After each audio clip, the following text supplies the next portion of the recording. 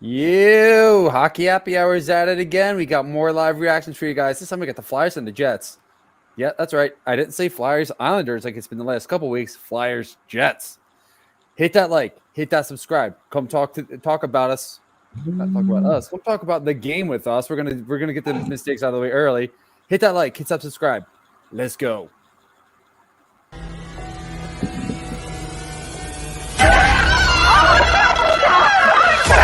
Let's go!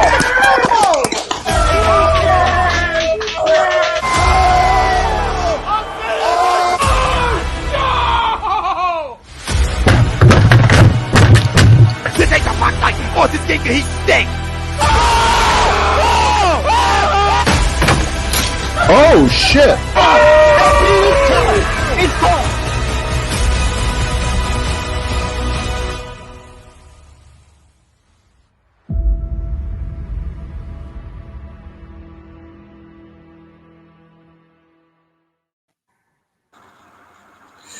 Welcome, ladies and gentlemen, to a brand new edition of the Hockey Happy Hour. We are live on A2DRadio.com, and tonight we do another Flyers live reaction. And believe it or not, we're actually doing a reaction coming off of a win. That's weird, shocking, and remarkable. But yes, the Flyers did manage to finally snap their longest winless streak in franchise history, defeating the Los Angeles Kings in overtime. They couldn't make it easy, as always, but they got the job done. Now tonight, they are trying to start an actual win streak. It's been a while since we've seen one of those. So long ago, you believed that we were still doing cave paintings as pastimes for how long ago. But tonight, the Flyers take on the Jets. Let's see if they can do that. Or will the Jets, will they drop some bombs on Philadelphia and then return to Winnipeg with a win in tow? Anyway, welcome, ladies and gentlemen. I am Matt Sensudi, along with the Darkwing Brian Daly. What's going on, everybody? And the Broken One, Rob Povia. Tom Brady retired for realsies? For realsies. This isn't some Adam Schefter bullshit. He actually retired. I'll believe it when I see it. I guess we did see it today, but We did via his IG account, so we know it was him. hey, kudos to the GOAT, man. You know, if Absolutely. this is indeed a hell of a career. Hell of a career for the GOAT. 7 Super Bowl wins. He's been to the Super Bowl at least 10 years. That's a little less than half of his career. He spent more time in the playoffs than not. That's absolutely ridiculous. Yeah. It's absolutely ridiculous. Hats off to the GOAT. There's legitimately going to be – he's a once-in-a-lifetime player. So to sit here and say that I got to watch him from start to finish was amazing. So hope he enjoys it. He's now a hockey dad. Let's go. All right, then.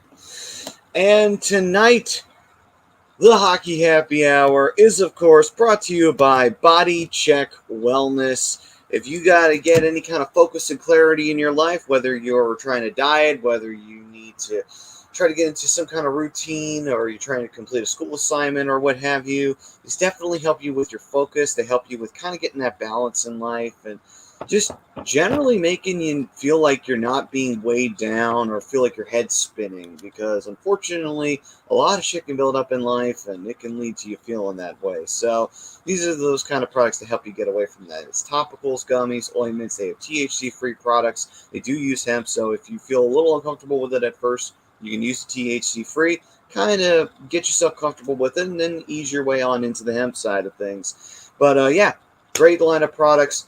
Founded by former Philadelphia Flyers and Phantoms enforcer Riley Cote, who we've had on the show a few times. Great guy, great product, and definitely check it out. And you can use the A2D code for 25% off of your order.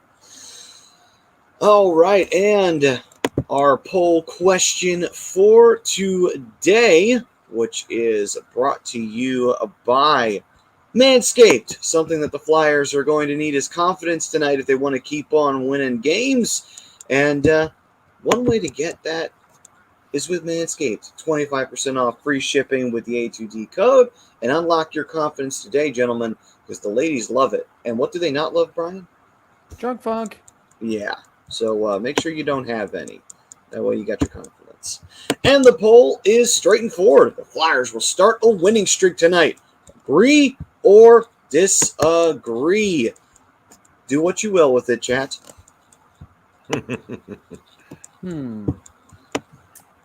Oh, love this. All right, bye, Matt. He did that What focus you will. I'm out. from Move. Body Check. We're gonna be playing this game tonight, huh?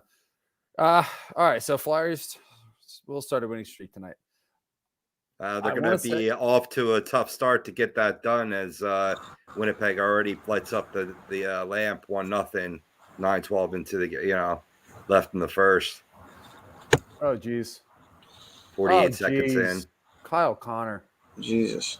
Yeah, not off to a great start. I was gonna agree, but I think I'm gonna disagree with this one now. Not a great start to the game for the Flyers, to say the least. Rob, what about you? Well, I'm going to stick with what I had. I was agreeing with this poll even before that first goal. I mean, the Jets, they're 43 points, third from the bottom in the Central Division. They, too, had a losing streak of 6 games before winning their last game, much like the Flyers. But in this case, they did it against a tough St. Louis Blues team in impressive fashion. So both teams trying to get that back-to-back wins feel good going into the break, because both teams will be heading to their All-Star break after tonight's game. I'm going to say agree, though. Based on where the Jets are in the standings, I know they got some talent on there, but Flyers, if they could build off what they did well, Cam Atkins had a tremendous game, 2 goals and a helper in overtime. They could build, a little momentum at least heading into the break. That'd be a good thing. So I'm going to stick with agree. They'll come back even though they're down 1-0. Ooh, York had a good shot there, picking up a shot there in the slot. Nobody around him. I don't even think the puck got on net, honestly, but good chance there.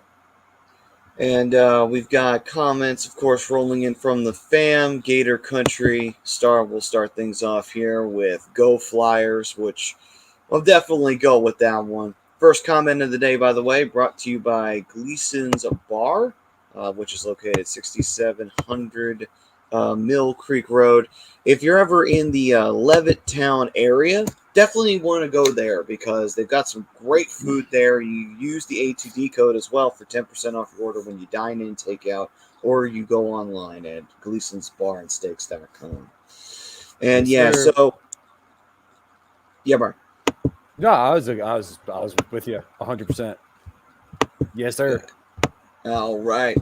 And so Gator Country saying Go Flyers.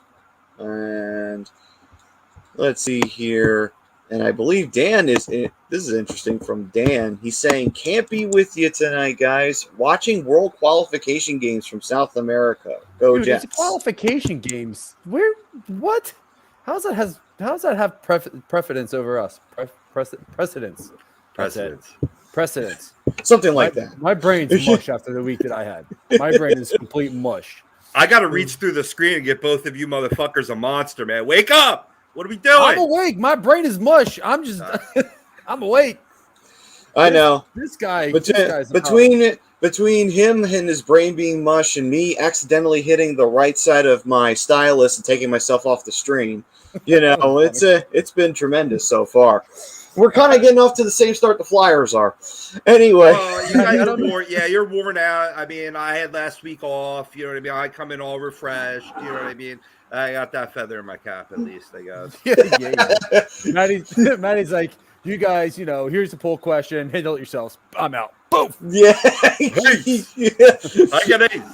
Boom myself. Bam. Go. Drops mic, leaves stage. Yeah, what's up, Don, Roscoe? What's going on? Ant, what's going on? Gator, what's going on? Yeah, what's up, guys? Doing well. Don, y'all stole one from us last night. Interesting. Flyers 9-6-3 versus the West this season. Probably the lone winning record to their on their ledger. Yeah, so Yeah. they got Three that against to the them. Central, though. They definitely have that to their advantage. What's up, Troy? I mean, I feel like they're built more like a Western Conference team. To be honest with you, like if you look at the rosters, I think that's why they play a little bit better. But I mean, they still have to they have to figure out how to beat some of these East Coast teams for sure. I mean, they are an East Coast team, so they have to figure it out. They just can't keep up.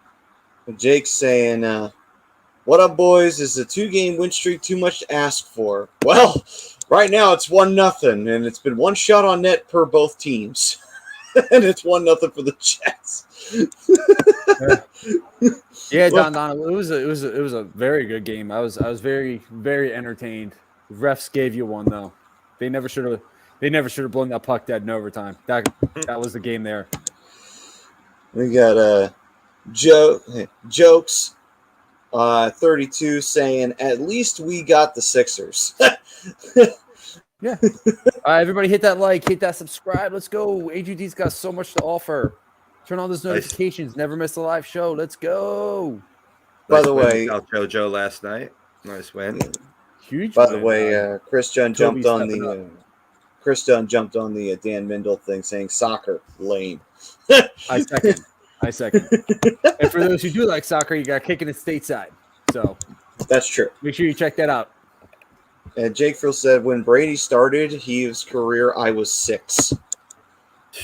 Oh, God. Crazy. How old's Jake now? 28, I would assume. 28? Oh, we're not going to talk about how old I was. Troy saying, yeah, at least the Flyers got a W before February. Thank God for small favors. Yeah, seriously. What?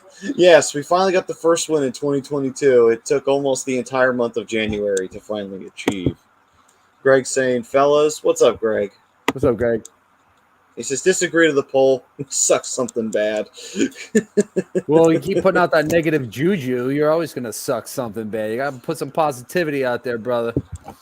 Well, I mean, if you could get the win tonight, you have back-to-back wins heading into the break, and you're going to come back healthier. I mean, you consider I was listening to an interview with Taryn Hatcher and Chuck Fletcher before we came on, how this team started with Coots, Lawton, Brassard, and Hayes up the middle, and you have 3 of those 4 out of the lineup right now. Hopefully, you're going to get Brassard back soon.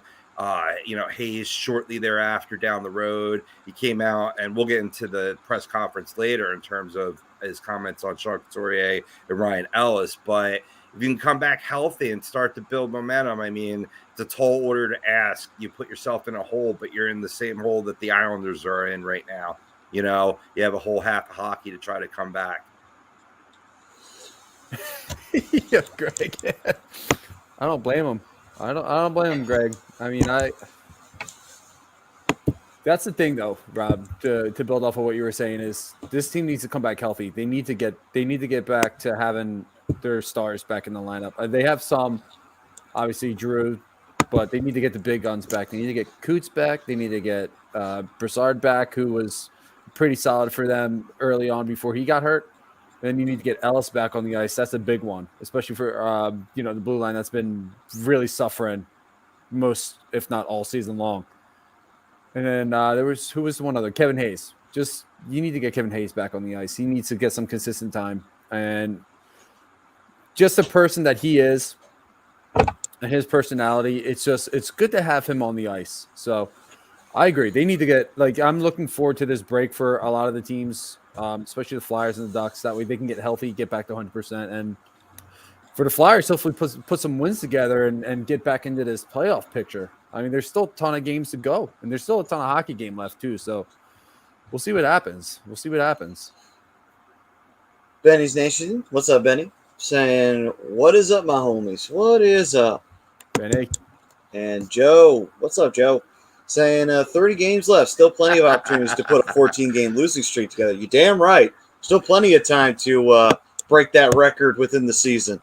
You know, Joe, I realize I've been super negative the past couple shows before last week, trying to come with a little feather of positivity. But I mean, I agree with you. I mean, the cat that I almost let out of the bag earlier is that I don't think you're going to see Sean Couturier or Ryan Ellis back on the ice this year. So I wouldn't be surprised if a 14 gamer just to set a new franchise record happens. Why negativity? I agree. I mean, anything can happen. You know what I mean? But just you see this team and this. I mean, I said it in the promo video earlier today. Just a lack of compete, a lack of hunger. It's disgusting to watch, and it stems from the front office down, like we talked about last time I was on with you boys.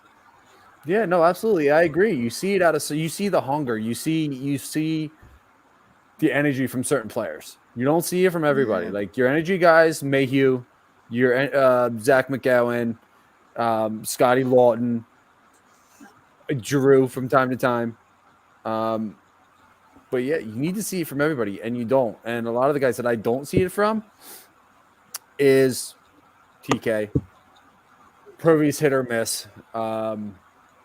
When Coots is on the ice, sometimes I won't even see it from him. Mm-hmm. There's a lot of dysfunction in this organization here. They got to get it cleaned up. They really do, and get everybody back on the same page. But it's little things can usually lead to bigger things. So if the Flyers can get a good shift here, get a couple good scoring chances, you move on to the next one. You start to get things buzzing, and then after you go from shift to shift, you go.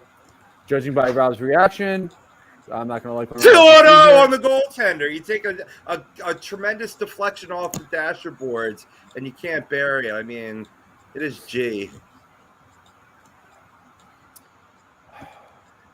But I mean, like I was saying, that could lead to something good.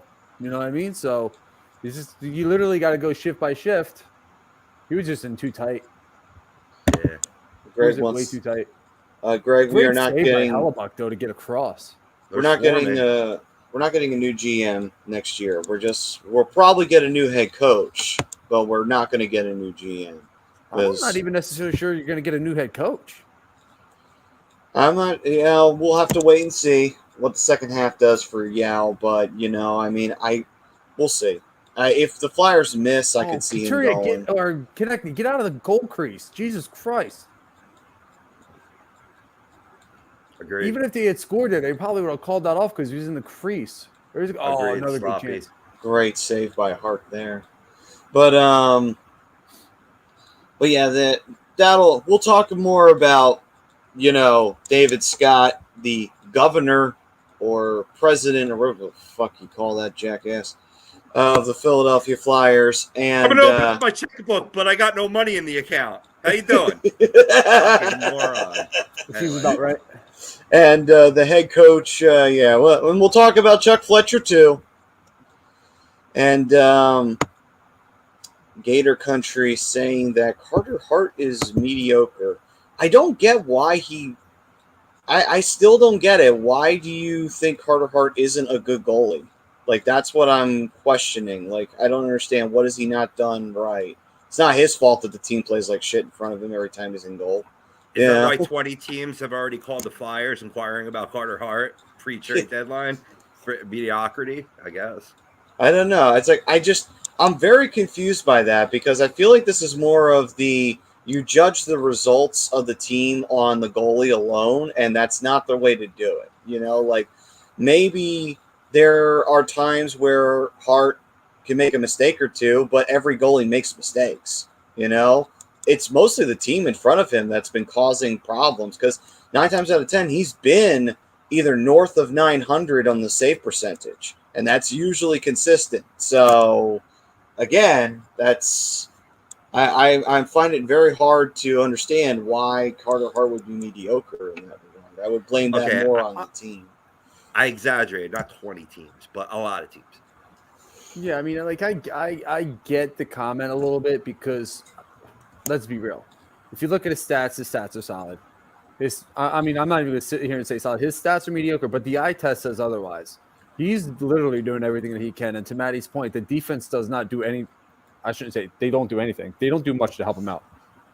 And the two 10-plus game losing streak. It doesn't look good. So, like, I get the questions on Carter Hart, but you have to keep in mind he's still 23. He hasn't hit his prime yet. He's going to hit his prime within the next year or two. And the Flyers need to put together a team in front of him that is actually going to support him, get rebounds, clear out the front.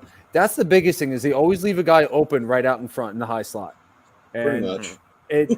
it hurts Carter Hart every time. Or they leave him open for the cross-ice pass. Like, there's only so much that he can do. But That's what his the stats Jets are did. mediocre, but like I said, the eye test says otherwise.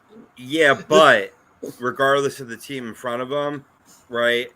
The clock's ticking, man. This was supposed to be the year that he takes off, and I guess the organization is, hampering that. But eventually he could slide to mediocrity. I don't want to be a homer in this regard. You know what I mean? Like, the proof's in the pudding. Proof is in the results. Well, absolutely. and like I was saying, like Gator Country just brought it up. His goals against is 2.87. That's mediocre hockey. That's a mediocre goalie. And like I said, the stats. This is why I don't always go by stats, because stats can be misleading. Because like I was like Maddie was saying, a lot of the times with the goaltender, and I've preached it since I've been on the show for 6 years, your goalie can also only be as good as your defense in front. And if your defense is mediocre in front, your goaltender is going to be mediocre because your defense is going to leave your goaltender out to dry. And that's what I see a lot. But Carter Hart does a lot of the little things right that he didn't do last year. So he gets overside to side a little bit better. He positions himself a little bit better. That was a bad goal that he gave up to Kyle Connor. He just got beat there. And once in a while, you're going to see him get beat because every goalie is going to get beat.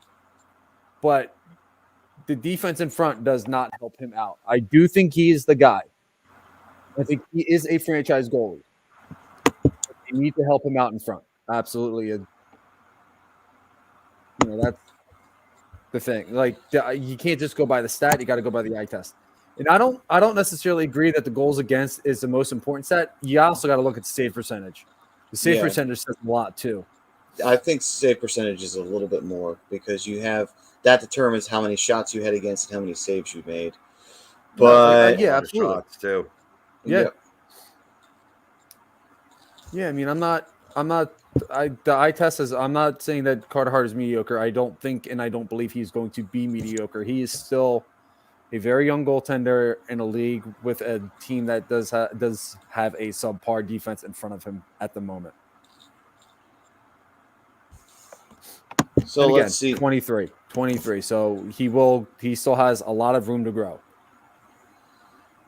Anthony's saying the problem is the Flyers fans and fake Flyers fans blame Carter Hart for our head coaches, but people watch only one period or both first and second period and judge by that, not the whole game. I'm glad you said it because when I say it, I get attacked. But I'm glad you said it. Greg saying, "Who's attacking you? Let me know. I got him." Greg, listen, I'm not down on Hart by any means, but why do we see kids all over the league excel at a young age, but the Flyers youngsters always he's only X age? Well, depends on the situation. It depends on the position. And it depends on the developmental situation as well on that team. And unfortunately, I'm questioning the developmental abilities of the Flyers right now because there's a lot of young players that we've drafted over the last few years that have not panned out. And while the players do have to take some of that blame on themselves, I also have to blame a little bit of the schizophrenia that's going on in the organization as well. You got to put that somewhat on there too because we haven't exactly had stability for a while. Right. Well, the save percentage is back up to what it was in his first and second seasons at 9.13. It was 9.17 and 9.14 respectively in those first 2 years. And over this game, he's going to go over the 900 shots against mark. So I mean, like just to give some perspective there, in the entire 18-19 season, it was 976, and in 1920, which I know is abbreviated, 1100. So, yeah, I agree on that one. It's important to keep that in mind too. It's like there's a lot of factors when it comes to looking at goaltending and looking at the situation. I mean, there are some great goalies who sometimes had some average seasons, but it's not their fault. Look at the team that played in front of them. Team played in front of them usually is a big contributor to that. I mean, But- Caden Primo up in Montreal is still a young goaltender, and he's expected to be. He's not expected to be a franchise guy, but he's expected to be a solid starter for the Montreal Canadiens moving forward. He's the future for that franchise. Yeah. And They even need time to develop. And Carter Hart, I think, was brought up a little too soon, to be honest with you. But he's here and he's playing solid. Like I said, the stats don't live up to the eye test. The eye test for me is saying otherwise than what the stats are. The stats are saying mediocre, but if you actually watch him play, he hasn't been bad. Like I said, the defense doesn't do a lot to help him. They don't do a lot to support him. They give up a lot of rebounds. They don't clear out the front porch. They let guys dig. So he's going to give up more goals, but save percentage is okay. Yeah, mediocre goals against. I don't pay attention to the win-loss record. To me, that doesn't always dictate how good of a season he's actually having. It's the same thing in baseball with pitchers. I don't pay attention to the win-losses. It doesn't matter. You could pitch eventually he's got to overcome, though. I mean, I get it. I know the Flyers are one of the worst teams in the league in terms of giving up high danger area chances. I mean, but you take a guy who I'll talk about later in the show for the Detroit Red Wings, their young goaltender, the Delkovich. He yes, nailed it. Man, he's having a fabulous season himself, and Detroit Red Wings give up a lot of high danger chances as well. So you got to make the spectacular saves. And we've seen them. The body, like you said, the eye test has been much better than it was a year ago, because that's when you were seeing like lack of effort. Yeah, on, like wraparounds and shit. You know what I mean? Yeah, and a lot of long cuts too, and things like that. Yeah. Yeah. Last year was a bad year, and you could tell it was a real bad year. A lot of real bad, lazy shots getting by. But Joe's saying, I think we need to tank for 7 years, like early 2000s Penguins, build through the draft, gain some cap space, bring in pieces when the team is ready to contend. This ownership needs to stop thinking we are good enough to contend and retool. Franchise needs to be overhauled top to bottom. I agree with a lot of that, but I don't think it'll take 7 years to do it. We're seeing the New York Rangers, who did that exact same plan in 4 to 5 seasons and are now number one in the Metro Division. So I think, the Flyers, they have to overcome like several poor drafts, but the last couple have been pretty good. And as you have guys filter into the system, like, we're seeing the past 2 games with Isaac Ratcliffe, Wade Allison come in. Tyson Forrester, Zach Wisdom, having some of these guys come up the ranks and then building more pieces around them and players like Farabee and Frost. You could rebuild this team. Yeah, I agree with you, Rob. As long. I agree with you. I don't think it's going to take 7 years. I would say probably say 2 or 3. Realistically, maybe 4 at the most. But it doesn't necessarily need to be 7. But I agree with everything else you said. Mm-hmm. Chris Dunn saying shots on goal every game. Flyers 23, the other team 165. Facts, Chris. Does seem like it, right? Carter Hart just made a nice glove save there. Ryan Swoop. Hey, what's up, Ryan? Saying, what's going on, Ryan? He starts off with haha, and he says, stop blaming the goaltending. They can only do so much. Brian, you are so right. It's everything in front of the goaltending. It's everything. When we talk about defense, it's not just the defensemen. It's the overall team defense. They need a team who plays a very aggressive and all-around attacking and pressure up-tempo collective team defense, not sit-back defense. That's why they need great all-around natural gifted skaters. And to that point, I will say that's a lot of the reasons why teams just blow right by them. Skaters blow right by them. They don't really back check. They'll let guys get in deep. They'll let guys chip and chase. They allow teams to set up. They're one of the worst penalty kills in the league because they let the guys come in and just set up. And then, more times than not, a team's going to score on you. But on the other hand, the power play can't ever get set up, so that's why they have one of the worst power plays in the league as well. So it's just, like I said, this team's a mess. And there's a lot of positives here, but there's way more negatives than positives. He does continue. It says continued from above. At every position, that is, Flyers need natural, great, and gifted skaters at every position. I would look for other skills too, but this would be a requirement in every player. It wouldn't be overlooked whether it's in a sniper, playmaker, defensive defenseman, grinder, enforcer, or etc. No, I agree with that. If they lose too many battles, they get beat to the puck too often. Yeah, I mean that's never going to hurt. No, absolutely. I mean, we're seeing them getting beat a few times tonight. I mean, it looked like Risto finally beat somebody to a puck in the defensive end here, but I mean, Sanheim he's really starting to work my nerve. He puts like no effort into anything anymore. I think He can't skate. He can't hit. I think he's given up, honestly. I think he just feels like fuck it at this point. Just ship him off. Just trade him. I'm fine with that. I'm fine with trading Sanheim at this point. It's like trade Sanheim, get rid of Konechny.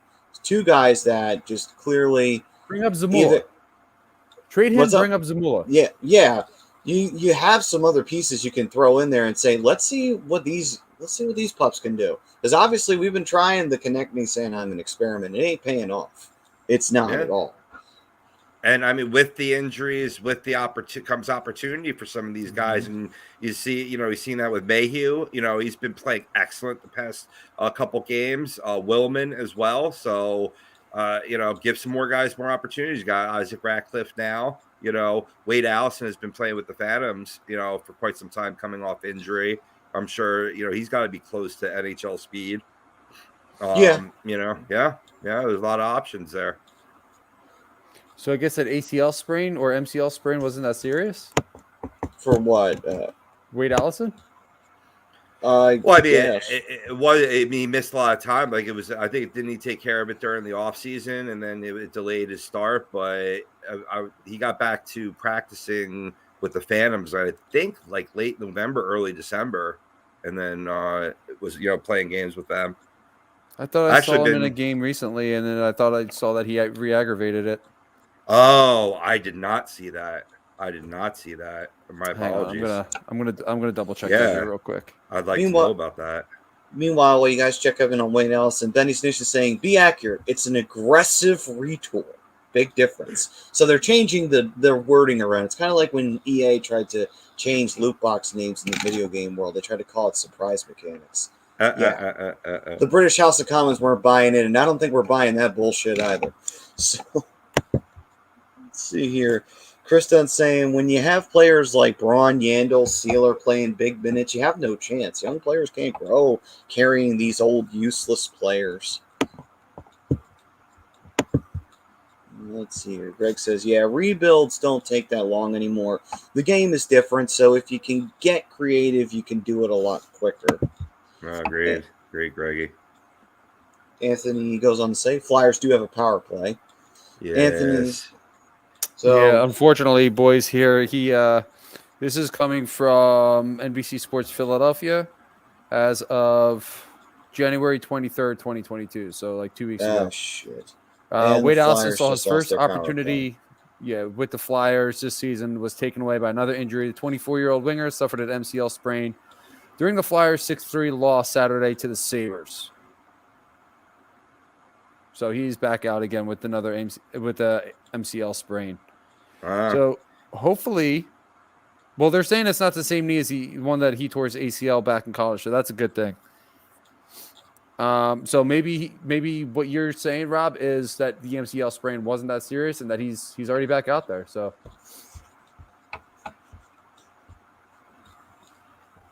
hopefully that's some positive news coming your way. Yeah, absolutely. Yeah. I mean, as of that was dated before. That was January 21st. But yeah, you know what? Either way, we're gonna have to have Samantha Weismer on the program from Flyers Nitty Gritty. She specifically covers the Lehigh Valley Phantoms, so get her on for the latest.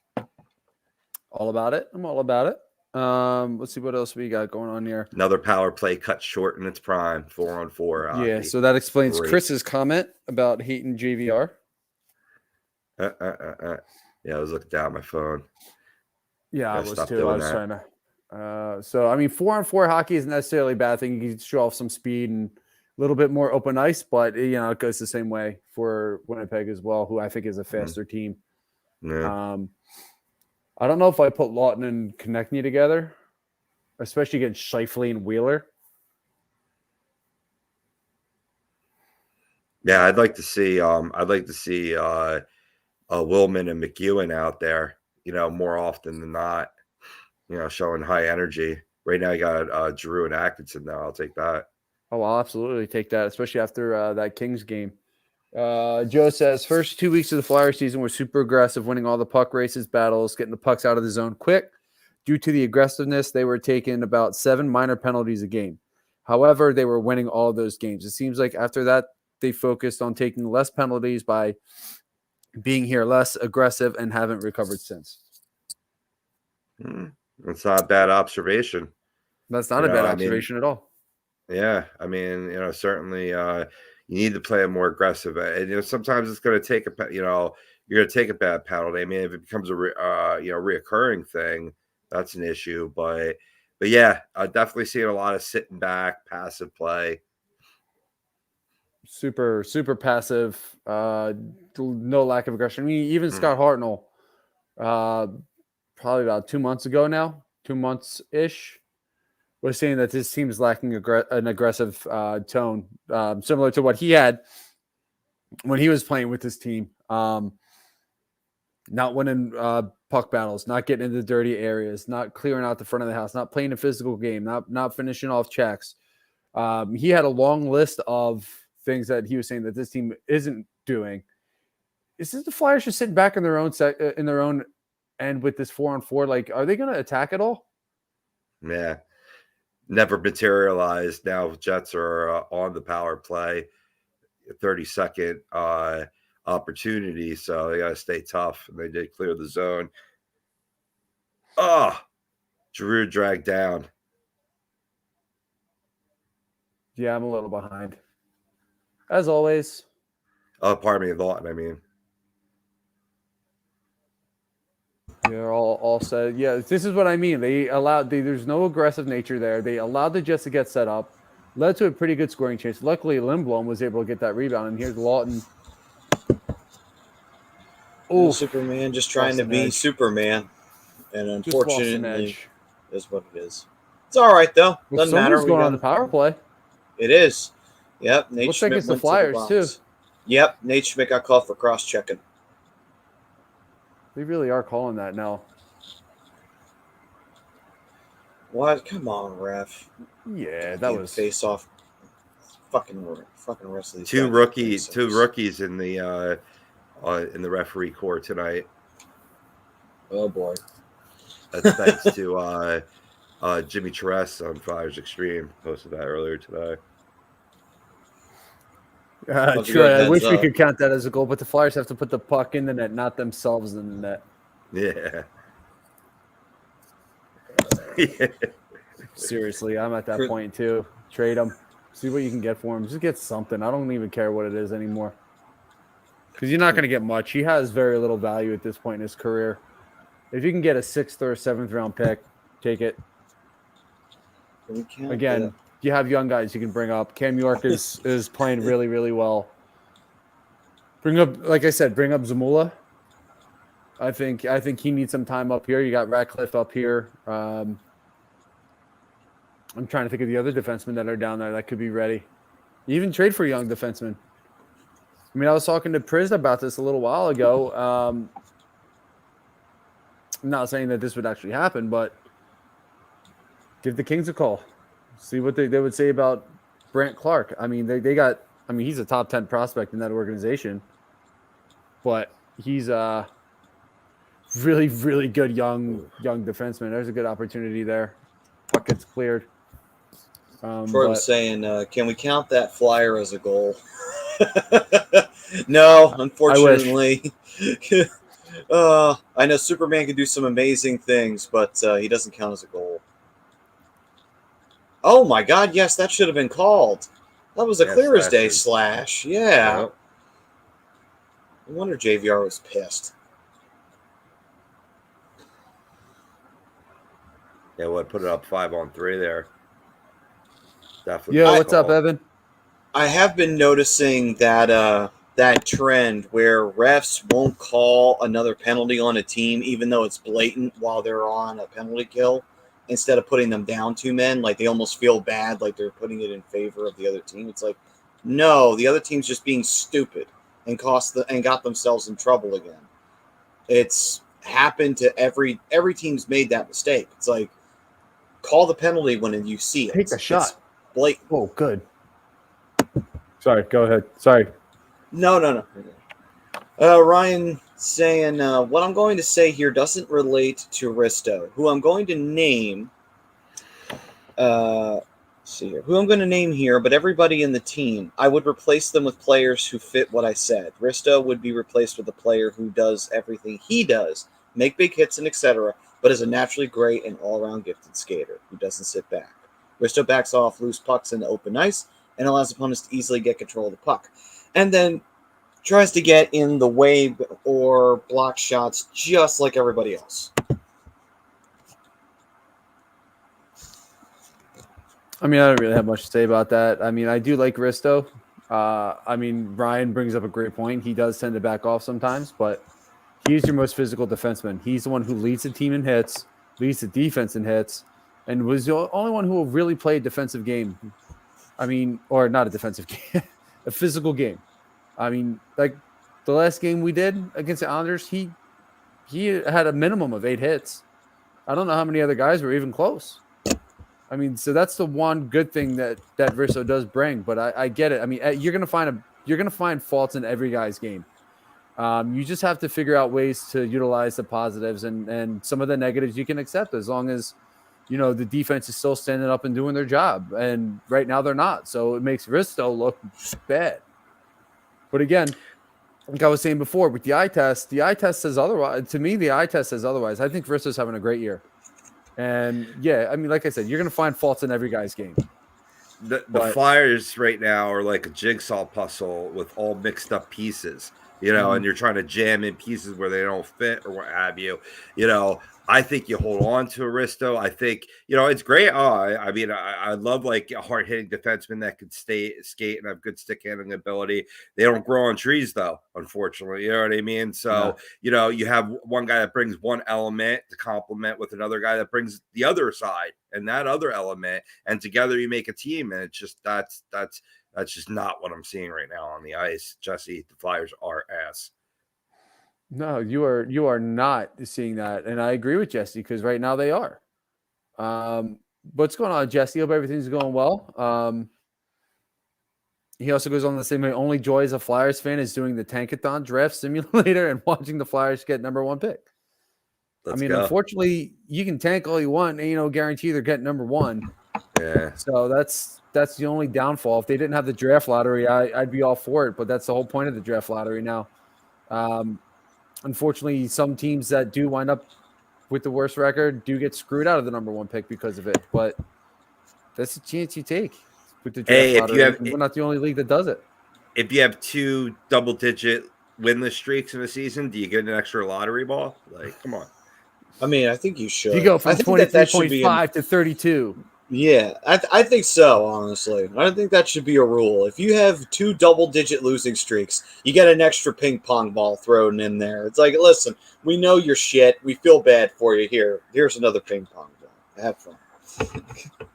Yeah, but that's what I like about hockey is that, though, you don't get rewarded for failure. You know what I mean? Like that always bothered me. Yeah. Jesse, I don't agree with that, because Chicago was the worst team in the league that year, and the Flyers were right behind them. Yeah, Chicago was awful. They were awful for a long time, too. I mean, hell, they weren't even on television at home because they still had the old owners before they passed away. So they still had the blackout rule. I get the bitterness and not getting Patrick Kane, but the Flyers weren't necessarily screwed out of Kane. I mean, if they had passed on him, yeah, I could see that they got screwed, but no, he was taken by Chicago, number 1 overall, as he should have been. And JVR should have been the number 2, number 3. It's just a shame because he's at the tail end of his career, and it just doesn't look as good because Kane is still playing at an elite level. Yeah.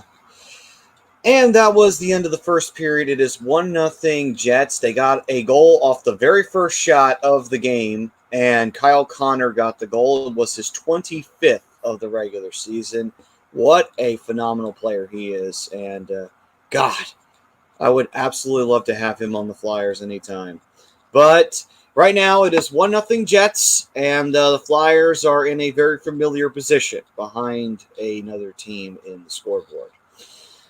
And that first period was brought to you by eXp Realty. Alan Foy, listen, if you're going to be making a big move soon somewhere down the line, like you're going to change your home, sell it, or you have a change of career in brokerage, Alan Foy's the guy to go to. And you can call him at 302-682-8820 or visit him at alan.foy@exprealty.com. So, gentlemen, now that the first period is officially over, I think we've waited long enough to talk about this. It's time for us to discuss the press conference. We all know what one we're talking about. So, mid-season press conference, not uncommon for teams, especially teams that are not doing too well, and the Flyers are one of those teams. Chuck Fletcher and Dave Scott, the governor of the Philadelphia Flyers. I didn't realize that there was an election. He would not have gotten my vote. But nonetheless, basically, they, in summarization and paraphrasing, they're not planning on rebuilding. They're planning on retooling again. They are also planning on opening up the checkbook. And I just want to say, you sweet summer child, I think you seem to forget that here, I'm just going to tell you this. This is very important. There's a little thing that was brought in, and there was a whole lockout that happened that killed an entire season, and then this got put into place that broke up a Flyers team, by the way. It's called the fucking salary cap, you dipshit. You can't just break out the fucking checkbook and say, oh, let's go get the whole all-star team, or let's go get the top free agent in the goddamn free agency. Fucking morons. Like, you have a salary cap, you fucking idiot. You cannot just do that randomly. This isn't the days of Bobby Clark and Ed Snyder willing to pretty much just say, blank check, go have fun. You know, like, god damn, dude. Fucking unbelievable. But putting that off to the side, he also pretty much is doubling down on Fletcher. He's not planning on giving up on him anytime soon. However, though, if you read into it, he is kind of putting him on notice. He wants something done next year. So it's kind of one of those things of, yeah, if you don't make the playoffs next year, you're fucking fired. Which now puts all the pressure on Fletcher to try and make this retool happen. And, you know, that's pretty much what he wants. He wants it turned around by next year, or in other words, consequences will be founded for Fletcher and the Flyers organization. And then Fletcher goes on to say, we have a core here that he likes. He did not mention Carter Hart when he brought that name up. He did bring up Hayes. He did bring up Couturier. And he brought up a few other names, like a Joel Farabee. Why did he bring up Hayes is beyond me, because Hayes is not a young man, and Hayes has been injured 90% of his time in the Flyers jersey. Why don't you talk about Carter Hart being the fact that he is your best player out of terms of your rookies? Pretty stunning that he didn't bring him up. But maybe I'm reading too much into that. Point is, this press conference left me in dread. This press conference left me feeling like this team's fucked. This team is royally fucked in the ass to the point where we're going to become the Buffalo Sabres. We are going to slowly become the Buffalo Sabres. We are going to replace them and take up the mantle of the shit team that's perennially rebuilt. Oh, yes, and Chris Dunn does bring up a good point. They took no blame in the press conference, even though they should. Agreed. I mean, all right, I'm going to start from the beginning here. Yes, we do have a Jerry Jones of hockey. I agree with you. So, all right, so let me just go back to the beginning here to what Matty was talking about. I think you may have taken that concept or that comment of him opening up the checkbook a little too out of context, because you got to think that you have some names and you have some decent money coming off the books for next year, and that's going to create some cap space. So I think when he said that he's going to open up the checkbook is giving him the okay to go out and say, hey, you have the ability, you have my okay to go out and sign anybody to any contract, and obviously they have to stay within the limits of the salary cap. So he has the okay to go out and make a big splash. He has the okay to make a bunch of small splashes. He has the okay to do what he needs to do to make this team better. Because obviously this is a big market team. You don't want to see this team continue in this trend. Attendance is already hurting from COVID mandates and all that other bullshit going on. And the continuation of putting out a bad product is not going to be good because obviously you want fans in the stands. And sometimes with that, going out and signing a big name free agent will help with that. As far as him having faith in Chuck Fletcher, I think he should. I think Chuck Fletcher went out and made the right moves for the most part. Can't help injuries. You can't help injuries. You don't know that you bring in Ryan Ellis that he's going to be hurt most of the year. That you bring in Kevin Hayes that he's going to have sports hernia in his second year and an inability to stay on the ice in his third year. JVR may not have been the right move. The length and the amount given to Kevin Hayes may not be right. Yandel, obviously not the best pickup in the world.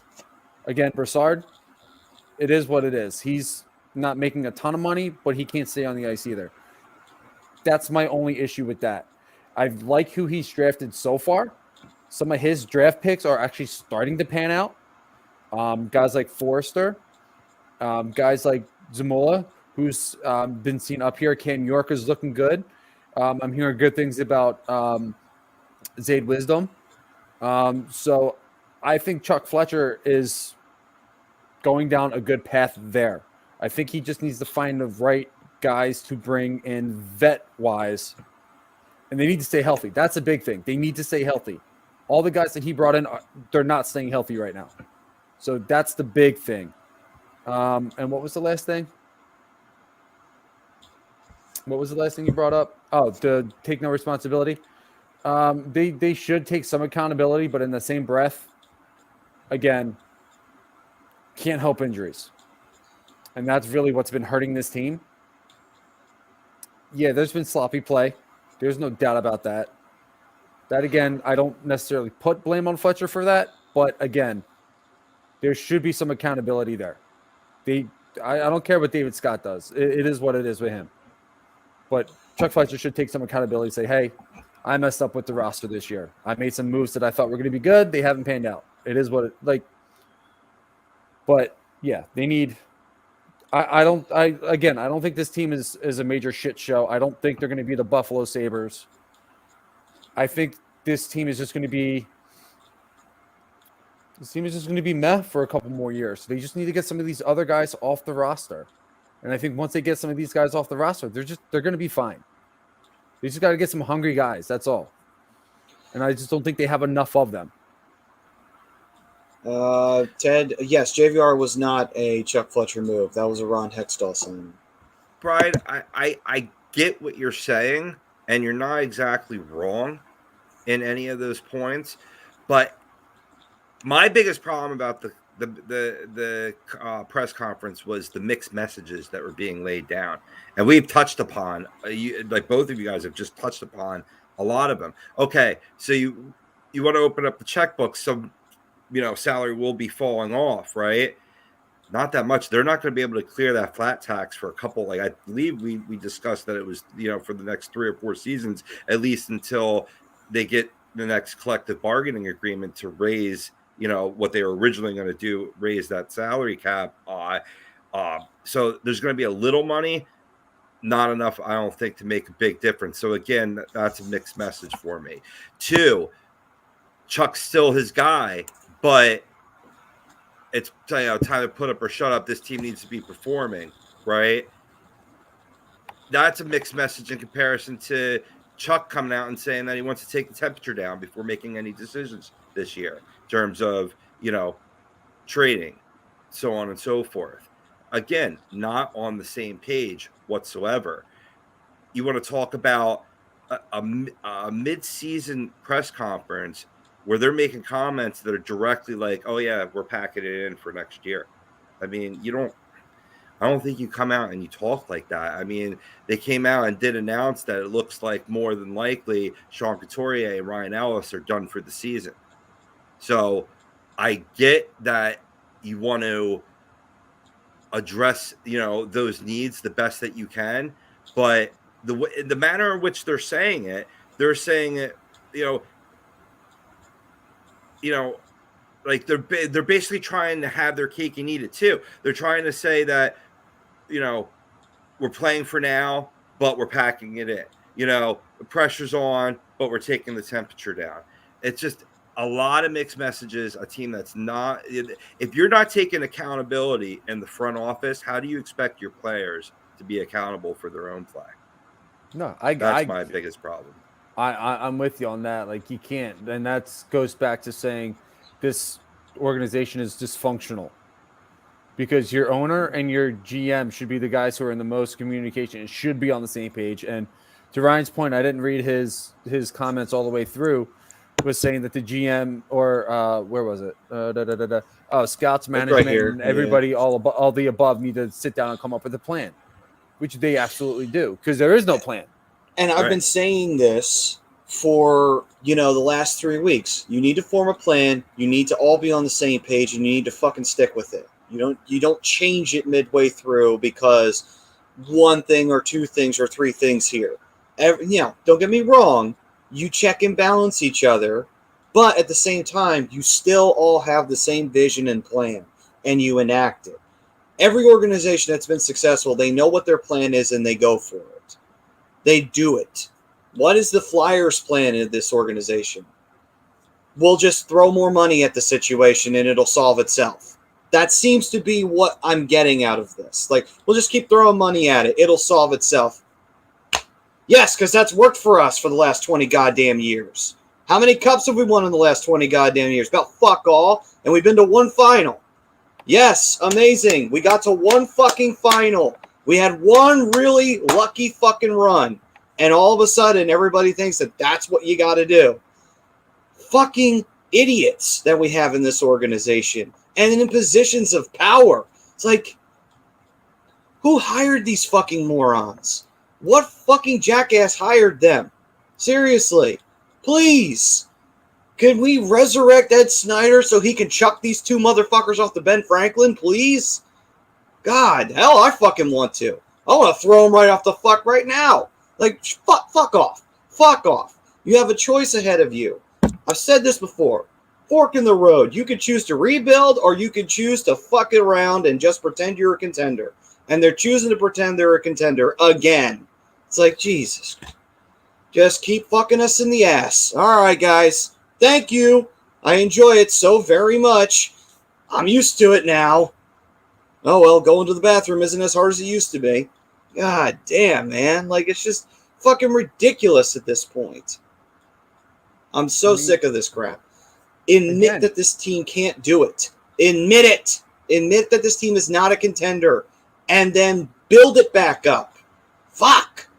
It is ridiculous. Just throw money at the problem. No, and you're right. Ed Snyder made mistakes too. He was way too loyal to some guys. I agree. I agree on that. I agree.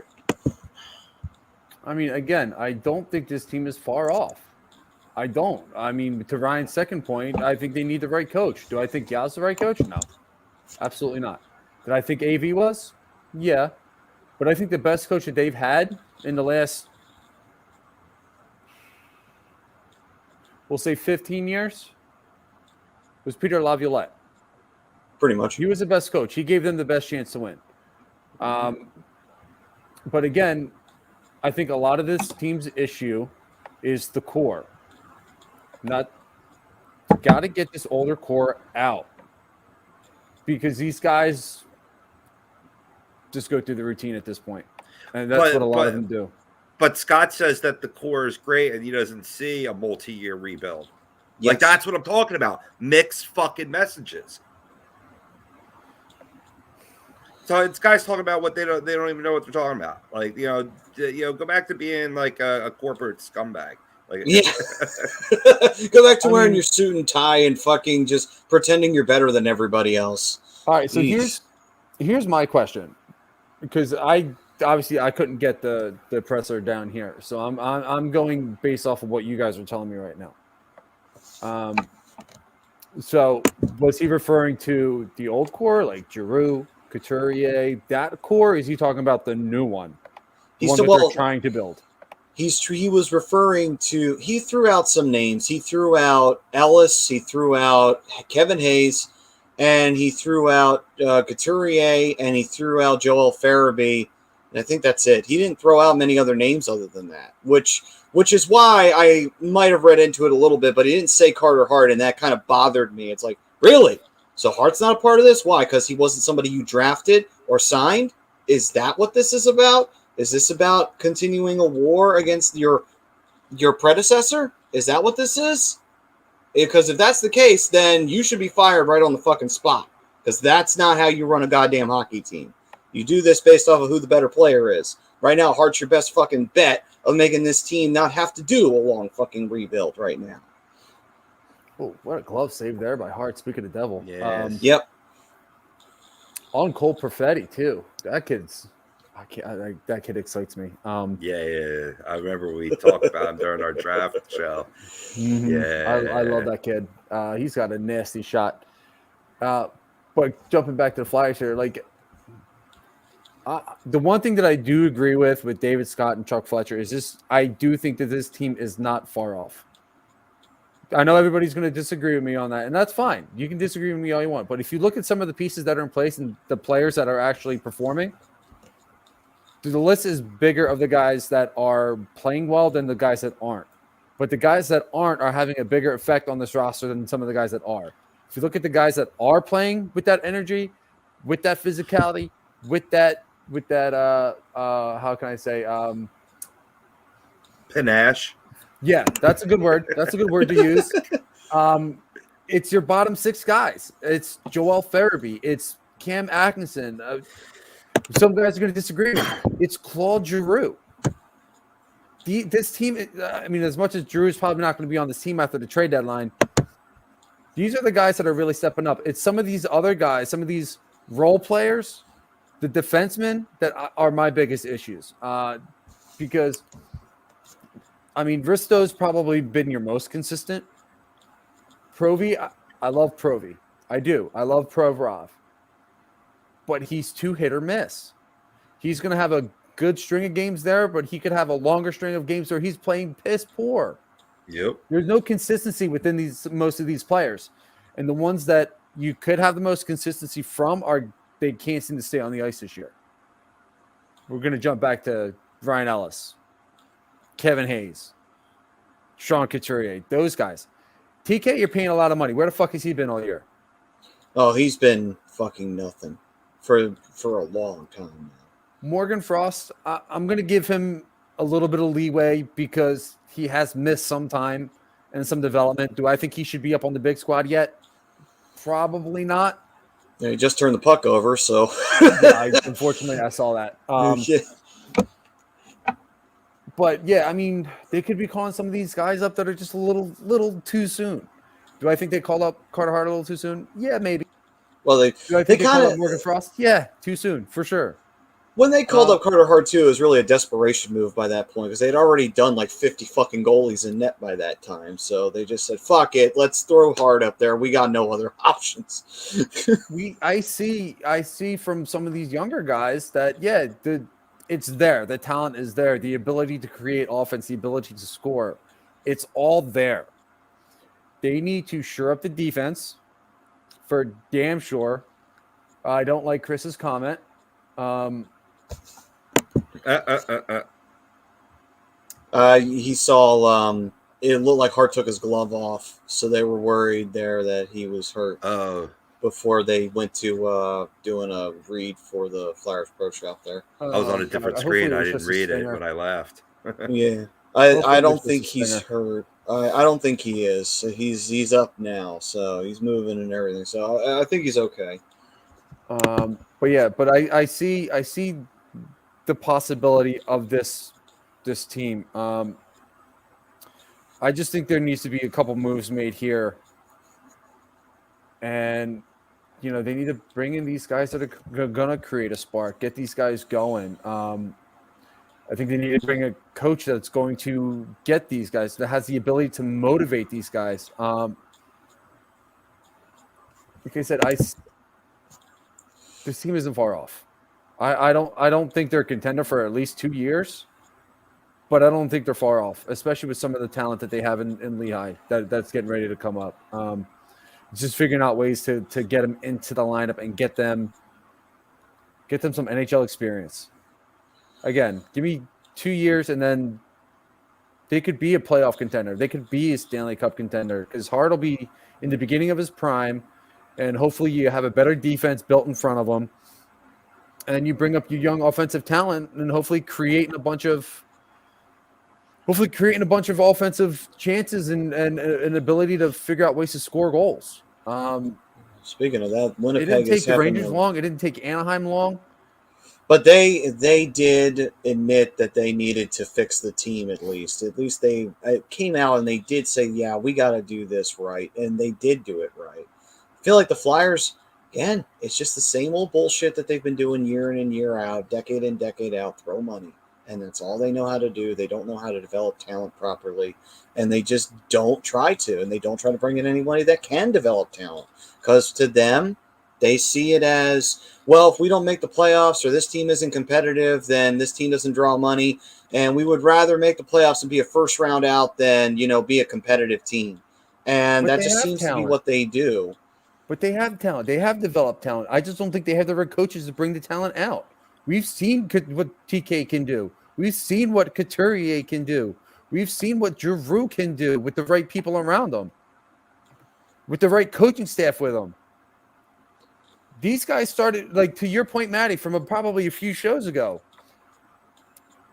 Since AV's been the coach, those guys, their production has dropped off. There's no denying that. It's there. It's there in black and white. You threw money at Couturier. You threw some money at TK. But those guys were also coming off of very productive years, and they've earned it because that's what the market was calling for them, for what they've been doing. If you can get the right coach in play, you see TK's numbers go back up. You probably see Joel Farabee's numbers increase even more. You see Couturier possibly going back to that 200-foot player that he was before. Do we do what Pope said? Hashtag it. In Taco we trust. Do you bring in a guy like that? Well, I mean, that's another thing that they talked about in the press conference, that announcing that Yo is the guy for the rest of the year, still with the interim label, though. So I think the plan is to bring in another coach. And I can't believe I'm about to fucking say this. I was going to say this last week before I missed the show. Say it. Maybe it's what made me sick, but if not Talkit, I think the right guy for this team is John Tortorella. I fucking can't believe I'm saying it, but that's the type of coach that you need to kick your current squad in the rear. I want to get to Maddie's reaction right now. He'll get fired in about a season because these players do not handle that well. Yeah. We've seen it. Good. They Get don't rid of handle the ones it well. that don't. Yeah. You need a guy that can motivate. You need a guy that can get these guys going. AV clearly wasn't that guy. Mike Yow's not that guy. Tortorella is a fossil of a bygone era. He is an old-style coach. Old-style coaches do not last long in this current league. He is not going to work out in Philadelphia. He would have worked out in Philadelphia in the 90s. He would have worked out in Philadelphia in the early 2000s. He would have worked out in those eras. He is not going to work out in Philadelphia right now. Absolutely not in this era. If you want to toughen up this squad, though, I mean, that could be a way to go. It's not my way of choice. Like I said, I think this is an opportunity to bring in a Rick Tocchet to finally utilize what he's ascertained over past coaching stints and put it all together. I mean, my only thing with Torts is he's very, like, to Maddie's point, and this is kind of why I still don't think he would work out here. He's very old school, and Raska just beat me to my point. He does not like the new way the NHL right now. It's not that he hates Trevor Zegras. It's he doesn't like that these guys are trying to up the ante as far as creating scoring chances here. He did not like Trevor Zegras going up and over the net. He wasn't a big fan of Zieg doing the lacrosse. He's not a fan of anybody doing the lacrosse. I mean, he's very old school. And this isn't that old school league anymore. I'm okay with Tocchet. I think Tocchet could be a good fit here. I'm not big in bringing back another ex-Flyer. But if he's the right man for the job, I'm all about it. Because this team needs a guy who's going to be able to light a fire. Do I think Tocchet can do it? Yeah. Oh, yeah. Right. Absolutely. Absolutely. Right. Well, that was my suggestion. It leads into, I'm not saying I disagree with what either of you are saying towards John Tortorella, right? Believe me, you know my disdain. It's legendary. It's legendary. Yes, it is legendary. I'm watching this team, a team going out there who just does not give a fuck. And the one of the coaches that would come in and make a team give a fuck is John Tortorella. John Tortorella reminds me of Mike Keating. And we saw what he did when he came in. He didn't not a lot of people like Mike Keating either. No, right? But to be fair, Mike Keenan was coaching in the perfect era for him in the 80s and in the 90s. But this team's got to get some fucking marbles. Some labels. You're some right. Fucking balls, man. This team is playing with 0 balls. 0. None. Nada. And it's making me sick. It's like I don't feel like I'm watching the Flyers. I just don't. It's some imposter. What's up, Chris? I hear you, man. And Priz just re-upped his membership, and that is a good time to lead into that. So if you wish to join Priz's example, and we highly recommend it, you can become an A2D member. It's only $9.99 a month. Your perks include appearances on shows, members-only streams, shout-outs, weekly sports picks from the Money Pop podcast and Willie Vegas. And listen, they know what they're talking about. They know their shit. So, yeah, you might be spending $9.99 a month at first, but after taking their advice, maybe throwing a little money around either in the fantasy world or in the betting circles, you'll be getting paid to be an A2D member just listening to them. So follow it up. Why I popped up the ring, baby. Thank you, boys. I appreciate the assistance. I'm going to throw another name out at you guys. Let me know. Go right ahead. Because this is another guy who's had success with a couple organizations. He is known to be able to motivate players. What about Claude Julien? That would be an interesting choice. I don't hate it. I don't hate it at all, Brian. I worry that the Flyers will give him a heart attack. Just like, because I'm concerned about that. I don't want to see the poor man keel over because he's working with a team that doesn't know what the fuck it's doing. But it's not a bad option. He has have a proven track record of doing that. When the Bruins were, not just relying on one line, he was the coach of that team, and they did win a Stanley Cup with him. Priz, he said Claude Julien. And then, with Montreal, I don't think that was really a reflection of his coaching. That was more of the team was just, it was what it was. They got them to 500, and he made the team actually kind of scary. And then on top of it as well, next year they went to the Stanley Cup Finals. So, I mean, can't say he doesn't get a lot out of his players. And that's kind of why I would go for a guy like a Claude Julien into next season is, you're getting, oh, wow, that was a great save on Kyle Connor. Yeah. On the power play, too, huge. I know. Right now, you bring him in. You get rid of some of these players. You bring in some new guys. You get the new core built. You get to see him 100% healthy. You bring in a guy like Claude Julien. I think you see something similar to what he did in Boston. Because I know, like I said, I'm probably one of the only people to say this. I don't think this Flyers team is really as bad as people think. Again, I think you just need the right coach in place to motivate these guys, to get these guys playing what Flyers hockey is supposed to be. I think Claude Giroux is the type of guy. I got left alone. Where the hell is everybody going? I'm still here. I'm still here. I'm just eating something right now, and I don't think you guys want to hear my chewing on the air, nor do you want to see it. No. We're good. We're good. I'm making a damn joke. Jesus Christ.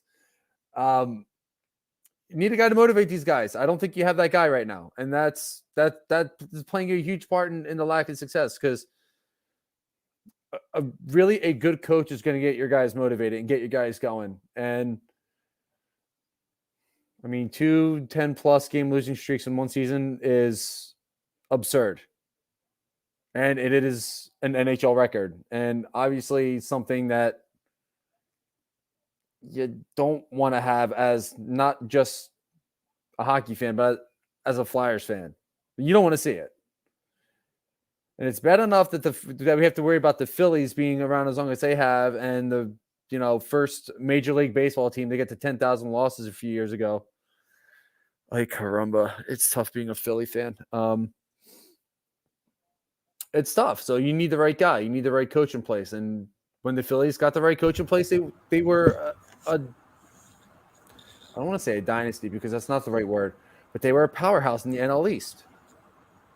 A lot of people don't think Doc Rivers is the right guy, and at times I absolutely believe it. But he's a guy that has a proven track record of being a guy who's able to motivate guys and get teams to the playoffs. Does he only have one ring? Yeah, unfortunately. He got it with Boston, but, when the Eagles were terrible until they got Andy Reid, it's a lot of times it's not always about the roster. It's about having the right coach in place. Because sometimes that gets your guys to the next level. See, but the thing is, and I will say this, Anthony, I do agree with him on there, that players don't listen to the coach, and that does become a problem. And I do think that there are players in the locker room that do not listen to the coaches. And I think because they feel like they don't know what the fuck they're talking about and that they're full of shit.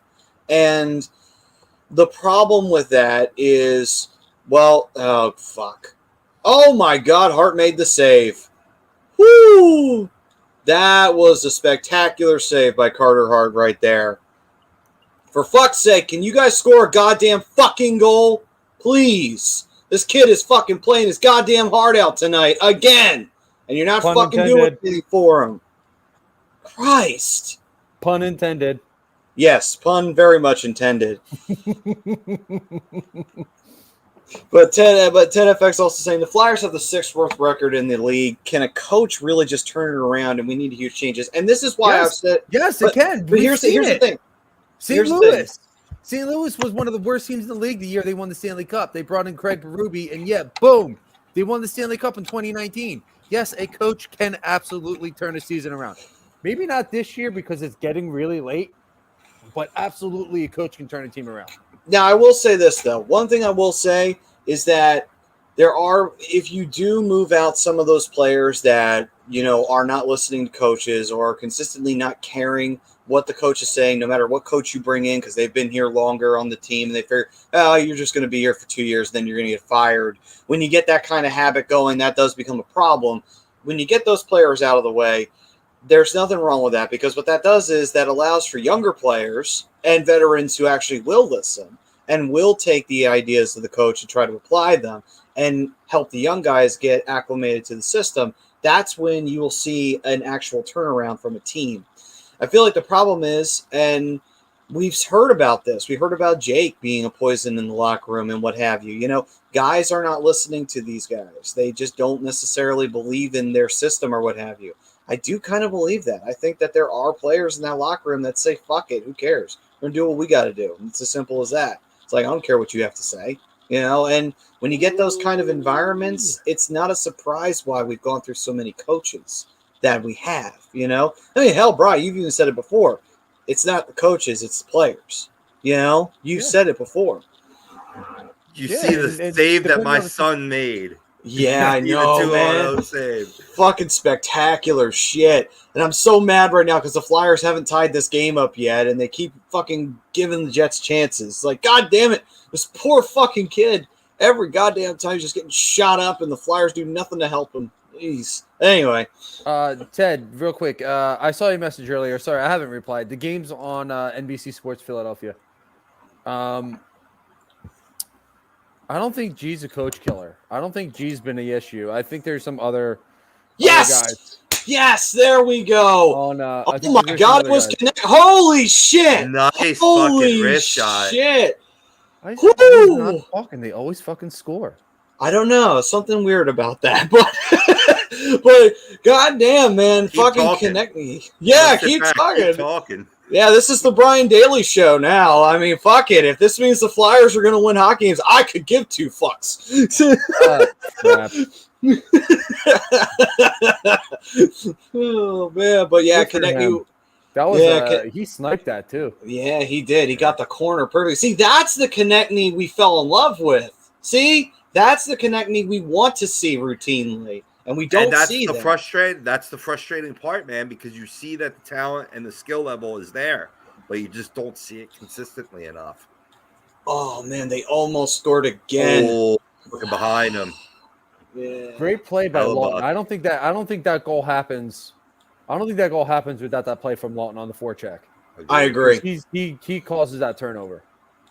He did. You know, you gotta love Superman when he does what he's got to do. You know, you gotta Great third love line player. that. Great third line player. I love Scotty Lawton. Yeah, I mean, Yeah, Troy. it was funny when you thought about it. You know, Scott Lawton was just a draft pick. He was supposed to be this guy. We didn't know what he was going to be, and he had these bad injury problems, and then he got snake bit. He couldn't score to save his ass up in the league, and then finally he starts panning out, and now we call him Superman. It's like, that's a great feel-good story. When you talk about a guy who just had every fucking thing thrown in his goddamn way, and yet he persevered through all of it. I'm going to say real quick on that second opportunity there. If Atkinson doesn't go far side, he stays near post. That's a goal all day. Yeah. That's a goal all day because he had that top corner wide open.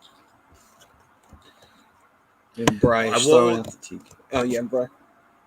Oh, what up, TK? That's right, Bryce. That's right. Yeah, good to see from him. Good to see from Cam Atkinson, too. A strong performance over the weekend. And give acknowledgement to him. 2 goals and assisting on the helper in overtime. Coming off some comments, some strongly worded comments about this team needs a little more FU in your game. You know, you got to come out and say that, then you got to come up and put up or shut up. And he put up. That was good to see. You know what I mean? That's what you need to see more of from this team. Also, to build off of what you said about his comments, I don't know if it was the same thing, Rob, that he was saying. I know he said at one point within the last week or so that he was born to wear a Flyers jersey. That speaks volumes of the type of culture you need in that locker room. Guys are just like, this was a team I'm meant to be playing for. This is a city that I'm supposed to be playing for. You know, if everybody had Cam Atkinson, they don't even necessarily have to have his same intensity, but if they have his mindset, like, this is where I'm supposed to be, we're looking at a whole different team here. And again, I'm going to go right back into it. I think a coach can help with that. The right coach in the right spot will help with that. Also, playing in Columbus for as long as he did and coming to Philadelphia helps. But yeah, he's the type of player that you need. I'm not necessarily saying he needs to wear a C, but he's definitely the type of guy you want to put a letter on his sweater and you want to keep him around for a while. I absolutely agree. I do like his game, and that was a good pickup by Chuck Fletcher. You know, trading Voracek back to Columbus and getting Cam Atkinson in return. And Atkinson was younger too, on top of that as well. So that's always a plus. I think he was older. Actually, I think he's older by like a year or two. Oh, he is. Oh, okay. I think he is. All right. Well, still double checking that real fast. Chris saying Scott Lund should not have been a first rounder. He has heart minus the scoring touch, but he's a role player that you need. I would agree. Lund's not a first rounder, but you know what? Still, though, he's panned out. After all the shit that got thrown at him, he turned out to be a pretty damn solid player, and he did get a lot of bullshit thrown his way. I don't know about that if he doesn't have that scoring touch. When he gets more regular playing time on the top 6, you see that a little bit more. You know, I mean, I'm not talking just this year, but overall his body of work. But, you know, borderline. maybe it was a reach. Yeah, but it's okay though because I'm fine with Lawton. Like I think that his play has been, after dealing with some injuries and then having those issues, just trying to adjust to the main game and just unfortunately getting snake bitten and he couldn't score anything. Finally, it's turned around for him, and it's good to see. It's good to see something pan out. Both are 32, but if we're looking right now, Flyers have absolutely won this trade. Not, I would agree. not only the only thing that Jake Voracek has more of is assists. Well, Guess how many goals he has? Is it single digit? I'm not giving you any hints. Guess how many goals he has? 6. Rob, Uno. Is that your answer? 1? 1. 1 is the correct answer. Wow. He only has 1 goal. He's 27 assists, but he's got 1 goal. Oh, and that just I feeds bird dog the stats of players that we trade. Oh. Believe that. Believe that. So it feeds into what I've been saying about Jake for a long time. So, and now Konechny's starting to chirp up big time here because he just got into a little bit of an exchange with Dylan. So, see, he scored. He scored. Yes. Chirp away. Get under his skin. Yeah. Get a power play so they can get the other one. And that's the other thing too is guys don't necessarily pick the right times to try and draw penalties either.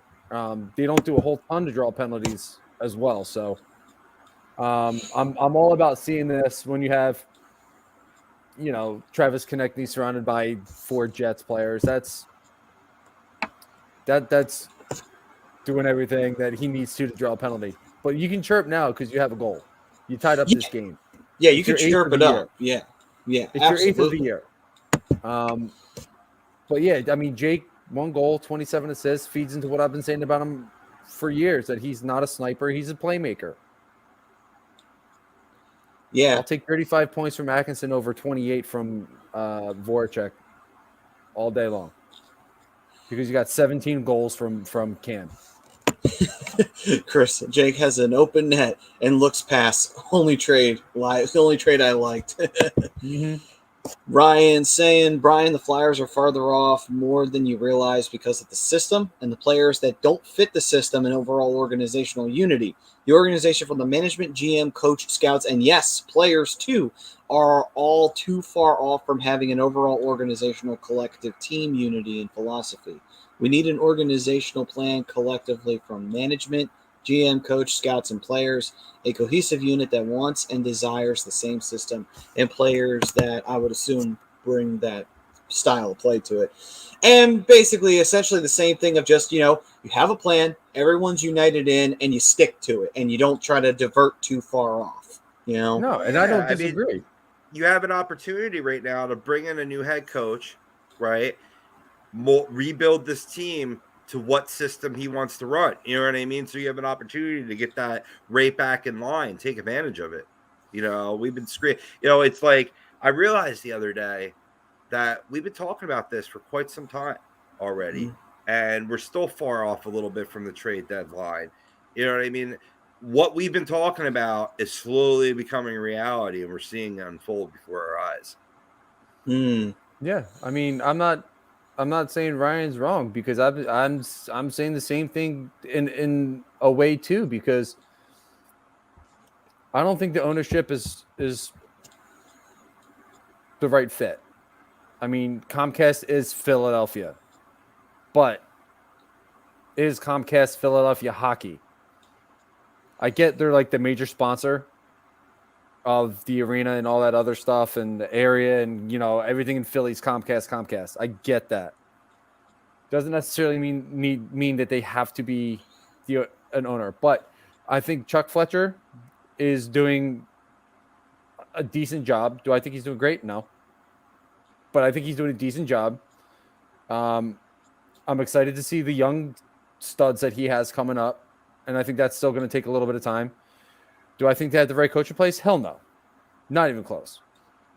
Again, I think we have 3 good options here. I think 2 are better than the other. I think Rick Tocchet could be a good coach. I think Claude Giroux could be a good coach for this team. Personnel on the ice, hit or miss.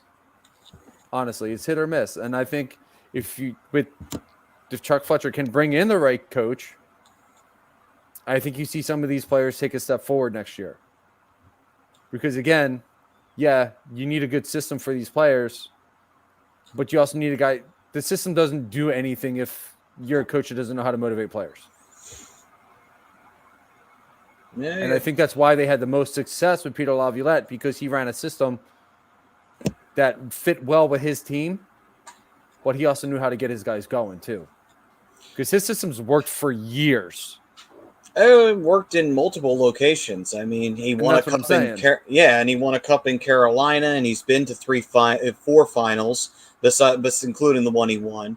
So you have a lot of pedigree there when you talk about a coach like him. So that's understandable, but it's also because of the fact that he brought in that sense of that over aggressive kind of like very offensive heavy style, and that works for some teams, and it worked for the Flyers back then because the Flyers did have some great offensive pieces available to them when he was coaching the team.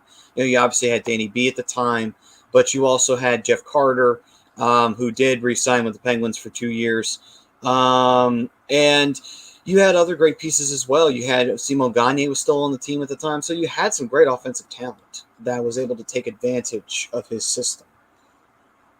And I think they have some good talent here still. Like I said, I'm not going to list off the players again, because if I do it again, it's like the 17th time tonight, and I really don't want to be a broken record. But there is talent on this roster. I think most of these guys are just going through the motions, especially the older guys. And unfortunately, there's this roster isn't what it was supposed to be from day one. Obviously, big names are missing. I think we're going to see some big names moved. I think G gets moved. I think JVR gets moved. If he doesn't get moved, I think he gets bought out at the end of the year. Which wouldn't surprise me. You're going to see the cap open up a little bit for the Flyers, and you're going to see them bring in some better players. I think you worry about the head coach first. You take care of all that before free agency even opens up. You take care of the head coach before the draft even happens. You figure that out. That has to be your priority number one over the summer. And you go from there. Wonder if they go out. I wonder if they go outside the box and they try to bring in an unknown. They could. I mean, that's essentially what Anaheim did. They went out and brought Dalek Eakins up from Dallas or from San Diego, and it took them a couple of years, but this team's now you see Anaheim putting stuff together. They're one of the top teams in the league. But some of that, it doesn't happen overnight. I think that's what a lot of people need to realize is this. It really is a process. Yeah, it's the same thing with player development. Everything takes time. Mm-hmm. Like, are you going to outside of Claude Giroux, if you look down this roster, there's no franchise-changing guys on this roster whatsoever. No. You look at some of these other ones, you have some.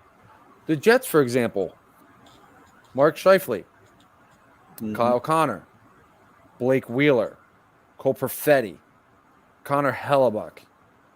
Those are guys that are elite players. I mean, Cole Perfetti, the jury's still out, but he's going to be an elite player for the Jets. There's solid players here, but there's nobody elite. And again, for some reason, this is a team that would rather pass the puck than put it on net. That's my big thing. Ryan would then like to have you answer, then why do you think the Flyers aren't far off? Again, to me, it's the coach. They don't have the right coach in place. Oh, yeah. I mean, ultimately, it's zero chance of keeping his job or keeping the job going into the next season because, I saw him during a post game.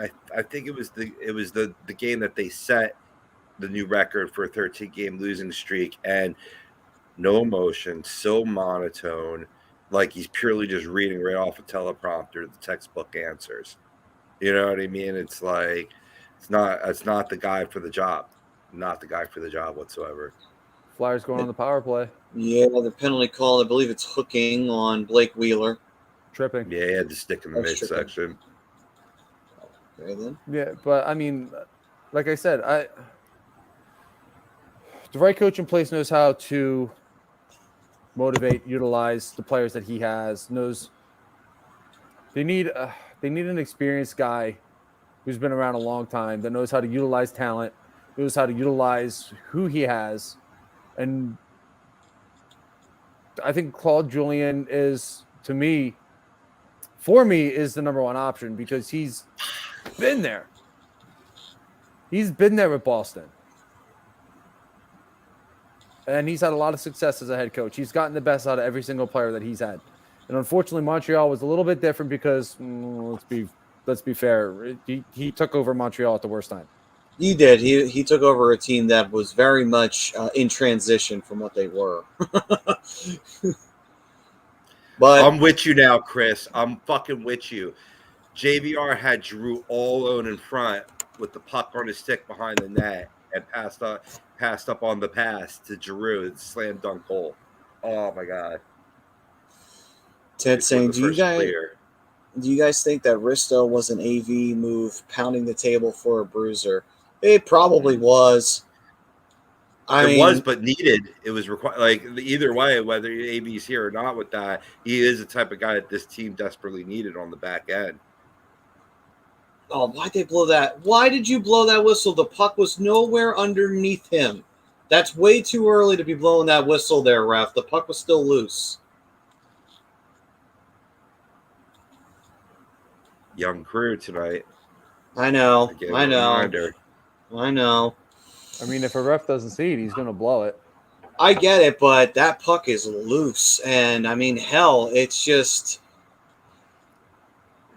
I don't know. That comes with experience. I'll give you that one. Sometimes you have to wait a moment instead of blowing the whistle immediately. Yeah, that's what it looked like. It I looked love like that the ref move. TK talking to Dylan on the way off the ice, and he puts the mask, his glove in front of his mouth. Be like, yeah, you fucking little pussy. You know what I mean? Like talking real mad shit. Oh, well, that's a good reason that Ryan said. It's the end of the period. The one thing you guys have to realize is we don't listen to we can't hear anything. We just have the game on the screen. Yeah, because of copyright reasons. Yeah, so well, my bad. I'll give I will take that one. I'll throw myself in the box 2 minutes for misunderstanding on that one. I'll take the penalty there. That was my bad on that one. Sorry, ref. All right. Sorry. To Ryan's question here, I'm going to answer it real quick. He says the coach makes franchise players.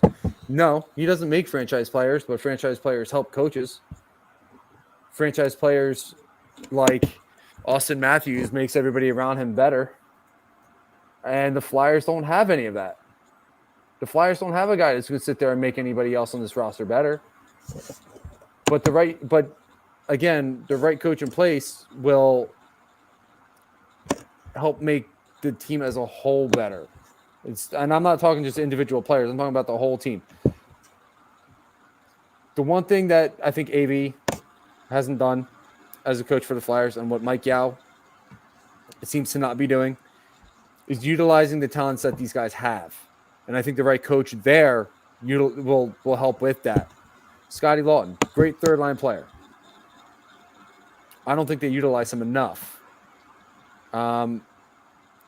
Who's another good one? Joel Farabee, when he's on the ice, I don't think he's on the right line. He needs to be on a line with guys who are going to allow him to shoot.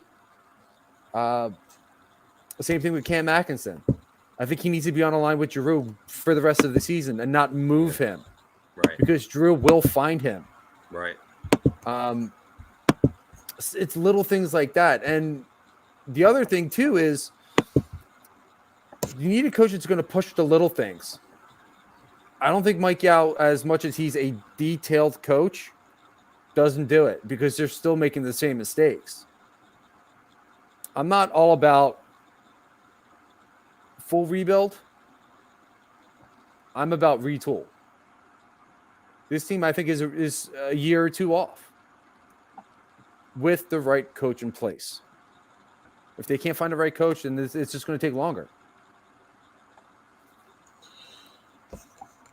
Prism going on to say, Flyers should call Edmonton and just say for shits and giggles any combo of players, but Hart for Lion.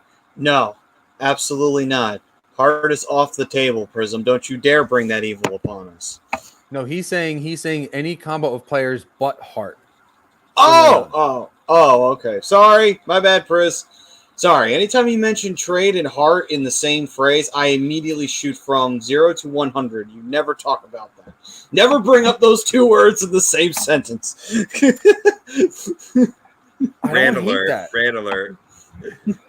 I don't hate that idea though, because Edmonton's falling apart. They are. They absolutely are. They may have a fire sale by the trade deadline too. But problem with bringing on a guy like Leon Draisaitl, if you don't package the right players, you're going to be hurting as far as salary cap goes. Yeah, that's the problem. Bringing in a guy like Draisaitl is huge. Would be absolutely astronomically amazing for this club. Yeah, I mean, if there was no salary cap, I would totally be down for that. I'd be like, fuck it, yeah, why not? What we got to lose? But unfortunately, because the salary cap, takes all the fun out of it, you can't do that anymore. Oh, well, that is. My wife is looking au naturel tonight. I love it. And 10FX Boy wants to say, can I say something? Fuck Verizon. Don't get the Flyers games anymore, and I probably don't get the Sixers games now, too. I'm sorry, Ted. But yes, fuck Verizon. Dude, that sucks. You probably find it on Hulu or ESPN if you have access to ESPN Plus, that is. Yeah, I got to start watching The Man in the Arena now. I've been hearing great things about it. Yep. I'll probably start that tomorrow. Chris saying, does anyone know what is actually wrong with Ellison Coots? That's 15 wins, right? I agree with the 50. That's. Go ahead, Rob. It's lower body and upper body injuries. That's it. That's all they tell you. The two body parts in hockey. That's all they tell you. They'll tell you if it's a concussion or not, but they'll tell you otherwise it's just got an upper body injury, lower body injury. But I agree. Coots, I believe it's the shoulder. I believe it's the shoulder with Coots. Remembering like his last game, I thought he got crunched into the boards there, where I thought there might have been like a collarbone fracture, like his like body collapsed like that, you know. But it was more the shoulder getting jammed into the boards. But I don't know that for 100% fact. Then he does say same old BS on that. And then Benny's Nation saying, I prefer the man in the little boat more. And Ted FX saying, saying, I'm about winning the lottery and getting Shane Wright, but we're not allowed to win the NHL lottery. That's a franchise-changing player. That's the type of player they need. Yes, absolutely. But the second period has come to a close, and it was started off rocky for the Flyers. A lot of opportunities down on Carter Hart, a lot of bad play in the neutral zone, and that led to the Winnipeg Jets just having a ton of opportunities down in the Flyers' end. However, one thing can change everything in hockey. It changes on a dime. Flyers got a turnover from Scott Lawton to happen, and Travis Konechny put one in the back of the net, and then it was all Flyers there towards the end of that second period. They even got a power play, and they had some good opportunities there. Fortunately, could not take the lead, but they swung the momentum back in their favor by the end of that second period. So now we're knotted up at 1-1, gentlemen, getting ready to head into the third period. But before we do that, we have our sponsor for the second period, and this is a more serious one. If anybody you know, whether it's a family member or a loved one, you know, if they're struggling with any kind of mental health issues or any addiction issues, we would absolutely recommend that you call the Counseling Center at Sunrise Detox. Call them at 856-651-8117. We all know how mental illness can affect people. It is a real thing, and it is a very dangerous thing to play around with. And we all know what addiction issues are. They are a sickness that people can sometimes suffer from because it is that hard to get off of substances and such like that. And like I said before, it's the tragedy of Jimmy Hayes. You know, substance abuse issues are a terrible thing, and they can cause devastating consequences like the one we saw there. The important thing is that while that person is still here, if you know that they have an issue, don't walk, run to your phone if you got it on the charger or to someone at the Sunrise Counseling Center and Sunrise Detox. Get them the help they need. So please do that. We don't want to see something like that happen to you or to a loved one. All right, gents. So in between periods now.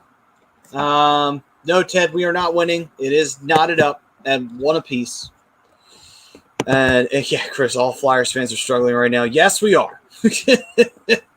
But with that being said, time to go around the league. Any major topics you want to throw out there for us to chat up about? Yeah, I did want to give a little recognition to Nazem Kadri. Right now the Avalanche being down their top player, Nate McKinnon. All they've gone on to do is have a 10-game winning streak that goes back to January 14th, and an 18-game home winning streak, which is the 5th highest all time in hockey history. A lot of it is credit to Nazem Kadri, who was the number 1 star of the NHL last week. 3 goals, 5 assists, 8 points. Those 3 goals were all game-winning goals. Just coming up clutch for the Avs. So, always been a solid player, but, really you're seeing him take his game to a new level and putting the Avalanche, I believe, second in points. I think they are behind the Panthers coming into tonight. But they're right there, maybe 1 or 2 points off. Maybe it's like 49-48 or 50-48. And they got off to a rocky start, excuse the pun. And they've really gotten their shit together. The key question is going to be, can they keep their shit together and actually have a successful playoff run? Because it's pretty much, they're getting to a point where it's Stanley Cup or bust. Yeah, you were right, Rob. They are second behind Florida. It is 69-67. 69-67. 69-67. Oh, I was off by 20 points. How would the 67 position work? But anyway, points, Maddie, points. Oh, I'm sorry. My 12th grade self came out there. Sorry. Apologies. Caramba, dude. I've heard of a 68. You need to wake up sooner before the show, bro. I've heard of the 68. It's where, pretty much, she goes down on you and you owe her one, Hey now. Couple comments I want to get to here real quick. Raska, yeah, like Hulu, Disney Plus. I think it's on all those. I saw another one. I need to scroll up here real quick. I need to make sure I know which one it was. Okay, no, never mind. We hit them all, except for what Ryan just sent me. Yeah, he's still on my comment from earlier. He says it's more than the coach. Yes, the right coach is a must, but so is the right GM, the right scouting, player personnel, and management too. When it comes to the draft, free agency, trades, and new additions into the organization, the philosophy and cohesiveness of the style of system they want needs to be in unity. Sit down and have a plan and goal, then only make moves and focus on bringing in players that bring that style into the organization at all levels with every move. I will say, I am very happy Ryan writes like paragraph comments because it gives me a chance to work on my reading skills. So I am totally fine with that. And it almost blocks off this mug. You need to raise the comments a little higher. I mean, yeah, I don't disagree with it. But in that same breath, who's to say who's the right guy? You're just going to go from GM to GM every year and figure it out? You got to work with what you have. The coach is easier to replace than the GM. I mean, you can't. I don't think Chuck Fletcher's not the right guy. He's had a ton of success in the NHL as a GM. Has he won a cup? Unfortunately not, but he's put organizations into the playoffs. And it's up to the players from there. He's put good teams together. That's why I don't think they're that far off. I don't think they need to go that drastic where they have to, have a complete fire sale in the organization. Do I think they need to get on the same page? Absolutely. From David Scott all the way to Chuck Fletcher, to the scouting department, to player management, to to the players, to everything. Yeah. Do they need to be on the same page? Absolutely. Absolutely. 1,000% agree. But I think to Chris's point from earlier, I think we're looking at a completely different team should everybody on this roster be on the ice. I think that's the one thing that a lot of people overlook. No Coots, no Ellis. You're bringing up guys who haven't played in the NHL sometimes, some of them at all, some of them not for a while. Mayhew, not for a while. Willem probably made his NHL debut this year. Cam York made his NHL debut this year. I'm sure a couple other guys on this roster made their NHL debut this year. Right now, I think this is an underachieving team. I think the talent is there. We've seen Couturier hit 30 goals. He's a Selke finalist from the last 3-4 years? We know he can play a complete 200-foot game. Couturier, we've seen hit 25 to 30 goal mark. We know he can do that. Yeah, Joel Farabee can hit the 30 goal mark. I hear you. Yeah. And that's what I'm saying. That's why I think you get the coach now, and then you worry about everything else. Because, again, a change in philosophy, is absolutely needed. I 1,000% agree. 1,000% agree. And I think a coach brings that philosophy. I don't think it's necessarily the owner. I don't necessarily think it's the GM. I think it's the coach. But we'll say this, though. The one thing I will 1,000% agree on you, Rye, is they absolutely, from top to bottom, need to get on that same page. Absolutely 1,000% agree on that. Well, they were showing clips of the All-Star competition. They were showing Jeremy Roenick when he was a Flyer just sniping shit from the top corners. It's funny too because I'm looking at some of these older footages and shots. I love it when they do the shootout stuff because then the players just do silly shit, which is great. But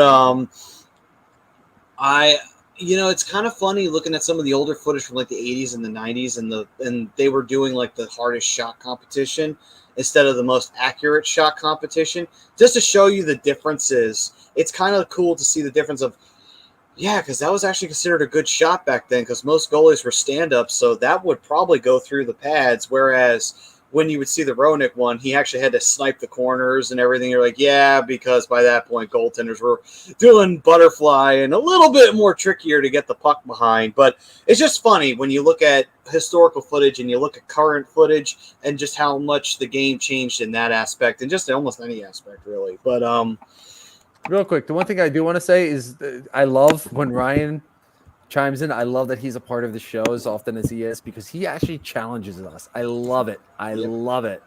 Love you, Rye. And he does say in this comment, if Marner was a center, I'd want him. I want my center to be a pass first player. I want my wing to be a shot first player. Flyers need a shoot first wing. Yeah, and they do have one in Atkinson. I think they need another. They absolutely need another. I 1,000% agree with that, Rye. Who's winning the Calder? I'm not sure. Yeah, we'll see. Chris Dunn's. It's really between Lucas Raymond and Trevor Zegras. But we'll have to wait and see at the end of the season, really, though, because we still got a little ways to go. But Chris saying trade G and JVR for McKinnon, and then in response to that, Prism said the Avs would need to start a crack addiction before pulling that trade. Yeah, but I mean, if you are the Avs, right, and they're having this historic run at home, 10-game winning streak right now. Let's say you go into the playoffs and you have like a first or second round exit again, right? You're still getting Nate McKinnon on the cheap, but that's about to run out, and you're gonna have to pay that man. And you're seeing that it's not working out. Would it be crazy that the Avs want to move a Nate McKinnon? Just saying. It's an interesting thing to think about. You're not getting it for G and JVR, but I mean, just the notion of him being. They were talking about that on NHL Tonight a little bit, in regard to his contract situation, and some guys are great in the regular season, but they don't have that grit to be a playoff performer. That's true. He's got the heart, he's got the emotion. You can tell he takes it, very personally.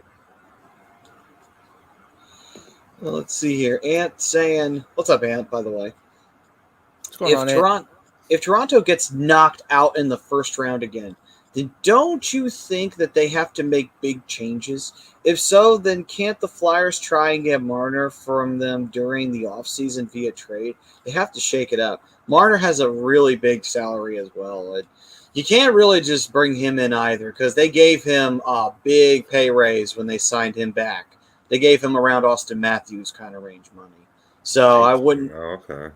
Yeah, I wouldn't necessarily go down that route. That's not because Marner isn't talented. It's just got to think of the salary cap. That's like I said, takes all the fun out of it. You can't just go out and say, hey, we'll trade you half the team for this guy. It's like, yeah, sure, why not? It's not like there's a salary cap to worry about or anything. Puck drop. All right, third period time. Let's see what we got. We're tied at 1-1. Put up or shut up time, as we've been talking about during this show. Now more than ever for the Flyers. Nut up or shut up. That's so 2009. This third period is being brought to you by Fan Up. Is the best way to enjoy fantasy sports. Daily NFL contests and more. Win great prizes. Sign up today. Use promo code A2D for 5,000 bonus points. It's a $50 value. Head on over to Fan Up. Absolutely. That's the way you could definitely make your money back as an A2D member. You can use the Willie Vegas and Lenny Pop podcast advice there. Absolutely. And you only get that by becoming a member. That is true. $9.99 a month. Ooh, that's a great question by Ryan. Who would you rather have, McKinnon or McDavid? Oh, McDavid. Yeah, it's hard to argue against McDavid just because of the fact that, I know that it's hard to realize it knowing Edmonton, and Winnipeg is buzzing right now. I'm like 20 seconds behind you guys. I just saw Konechny take a nice shot. Came out hot. Motherfuckers. Got to crash these Jets. Oh, shit. Jesus. Okay. All right. You guys can get it clear, but it's icing. But anyway, I would say McDavid. That's not good. Sanheim lost a stick. I mean, I see what Ryan's saying here, and I guess he is favoring McKinnon because McKinnon is more of a captain-like player in that sense of he tries to go for more than just the offensive side of everything. But it's hard to really compare the two because McDavid is just, with Edmonton it's hard to see because Edmonton's not a balanced team, but he is. You can't argue against his ability and his production, man. You put the right team around him, fucking forget it. It doesn't even matter. So I think I'm going with McKinnon too. Really? I think I take McKinnon over McDavid for that same reason. He's a more all-around offensive mind versus speed and a quick shot. That's got to be called. McKinnon can also play a better defensive game than McDavid can. McDavid spends a lot more time sitting closer to the blue line, where I'll watch McKinnon actually play the center position on defense, which is middle slot and down towards the goal line. But yeah, I mean, it's a tough decision, but I'd rather have McKinnon than McDavid. I will say this. If this was who would I rather have as captain, I would say McKinnon. And that's the other thing too, is leadership too. Yeah, I would have rather have McKinnon as a captain.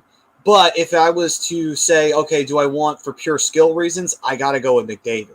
It's not because of the lack of skill from McKinnon, and he does a lot of things right, and he does more things right than most. But at the same time, it's hard to argue with McDavid and his production ability. Of course, like I said, you put him on the right line. If you get somebody who does the same thing McKinnon does, you don't need to worry about anything, really. If you're going to look at talent and skill, I mean, the check mark is McDavid all day. You're talking about a guy that is Sidney Crosby-esque in his skill, what he brings to the ice, and then you add the size on top of that. You know what I mean? I've never seen a guy just truck down the ice coast to coast like McDavid can and just make people look silly. You know, there's generational players and then there's hockey gods, and it's McJesus for a reason, right? You guys know I've always been pro Nate McKinnon. You know, I've talked about him on many, many shows when we're prognosticating the Stanley Cups and how it's going to work out. But for me, you're talking about a younger player too. You know, if that factors in terms of building a team, it's McDavid all day, and I get it. You know. Yeah. No, I mean, I get it. Listen, it's tough. To me, this if we're talking about if we're picking McDavid or McKinnon right now for the Flyers, it's got to be McKinnon. They need a leader out there. I mean, McDavid. Oh, I didn't know this was particularly for the Flyers. I thought if you were just talking open-ended, comparing the two players, like you're starting your random NHL 99 club. You know what I mean? Well, I'm turning it into the Flyers right here. It's to me, it's McKinnon. Like, yeah, McDavid. There's no doubting that McDavid is the best player in the world. There's no denying that. He puts up ridiculous, like NHL 22, playing on beginner mode type numbers, like stupid numbers. But I don't think he's that great of a captain. I don't think he has that same leadership ability that Nathan McKinnon brings, and that's something that this team is desperately needing, in my opinion. You'll get production from Nathan McKinnon, but you also get defensive play. You'll also get some physicality. And, yeah, McDavid's a highlight reel, but so is Nathan McKinnon. You know what I mean? Oh, yeah, pipe dreams. Absolutely. Absolutely, Chris. I'm with you there. Chris says, can we get a team to trade us a ghost and a draft pick for nothing? If you mean a actual physical ghost, or then fine. I don't know if I would necessarily want Ghost back, but, you know. I like Groska's question. I think Chicago actually hired a GM. I'm going to double check that. But for right now, for Anaheim, it's looking like it's going to be Pat Verbeek. He's the front runner for the GM job right now. He was pretty much Steve Yzerman's right-hand man in Tampa Bay and currently in Detroit. That's not a bad idea to go to that philosophy, since Steve Yzerman's GMing works very much. All you gotta do is talk to Tampa; they'll tell you. I'm gonna look this up real quick. I'm gonna make sure that the Blackhawks didn't. I think they did hire a GM though. I say neither because the Flyers won't have a chance to get neither. Wait, where's Priss? Priss, who's your GM? Did you hire one yet? That's a good point. Yeah, well, we do have a Blackhawks fan in the fan. We better ask him. Fortunately, the Flyers did not take advantage of their power play opportunity on the penalty that was committed on Mayhew, who actually has been playing like we've been talking about with that bottom six fire and tenacity. Mayhew's one of those players. I do like his game. So far, unfortunately, Flyers weren't able to take advantage of it, but they had a lot of pretty good opportunities there. Just they did not call high sticking, though, on Konechny that they should have called. Again, goes back to that. Wow, I was shaking my head. Yeah, just goes back to that trend of why are they not calling things that are blatant? And it's not just these guys. You know, I'm not picking on the rooks here. These are even veteran refs are doing it too. Like they're not calling clear as day penalties when a team's on the penalty kill. Why? Like, do you feel guilty if you put them down? It's like, you shouldn't. They don't know how to penalty kill properly, and they did a stupid fucking mistake. They're going to get called. They're going to go to the box. That's just how it goes. Sorry, guys, you're shitty penalty killers. That's why you took another penalty. Don't know what to tell you, you know? It's just, I don't know. That's a weird trend I've been noticing. And it's been all around the league, too. You know, I don't know why. Flyers have taken the shots on goal lead in this game. You know, they've had a few power play opportunities to help out there. True. I mean, they have done that in the past where they'll be behind the shots and then finally in the third period, they'll actually get ahead in the shots on goal. But on a lot of those occasions, it's too little too late. They're playing catch-up hockey. Of course, you're going to get random shots on goal because they're just throwing all kinds of rubber in any direction. It goes to show, like, where is that to start the game? Why does it take it to get to that point? It's always been a frustrating element of watching the Flyers play. Yeah, that shouldn't take you being down by 2 goals or a goal to all of a sudden, light the fire under your ass. Be like, no, it should have been there from the first period, but let's see here. Sure. So right now, Flyers have it in their own zone. They're going to try and push through center, and they do gain the blue line. Oh, man, he couldn't get it on his stick. Couldn't settle it down. Provy there, just rolled in on net, though, but obviously not the way he wanted to put it on the net. Yeah. It would have been a shame if Hellebuyck, would have been nice if Hellebuyck was asleep at the wheel there. That would have been nice, but oh well. The outlet passes tonight have been a little more crisp, better in this game. I mean, playing a lower level competition, but still, there's talent on this team in Winnipeg. So, that's been an improvement. I think a lot of it is because, you're getting that win. You start kind of feeling a little bit better about your game, and now you're making a little bit more confidence in your passing and a little bit better, more head-clearing choices that you need to make, as opposed to, oh, my God, we're on a 13-game losing streak. We need to figure this the fuck out, and you're gripping your stick real tight. Let's see here. Benny's Nation, you would think that the onus from the league would be to make more calls with the fact that scoring is down over the past 4 years. Yeah, you would think, ironically enough, although they did tell them to make more cross-checking calls, but that's not necessarily out of goal scoring. That was because of a couple of injuries that happened last year in the playoffs.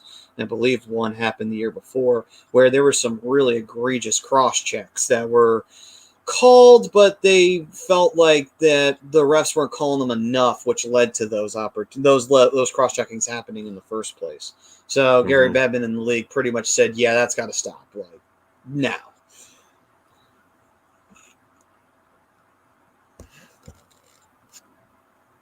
Yeah, agreed. But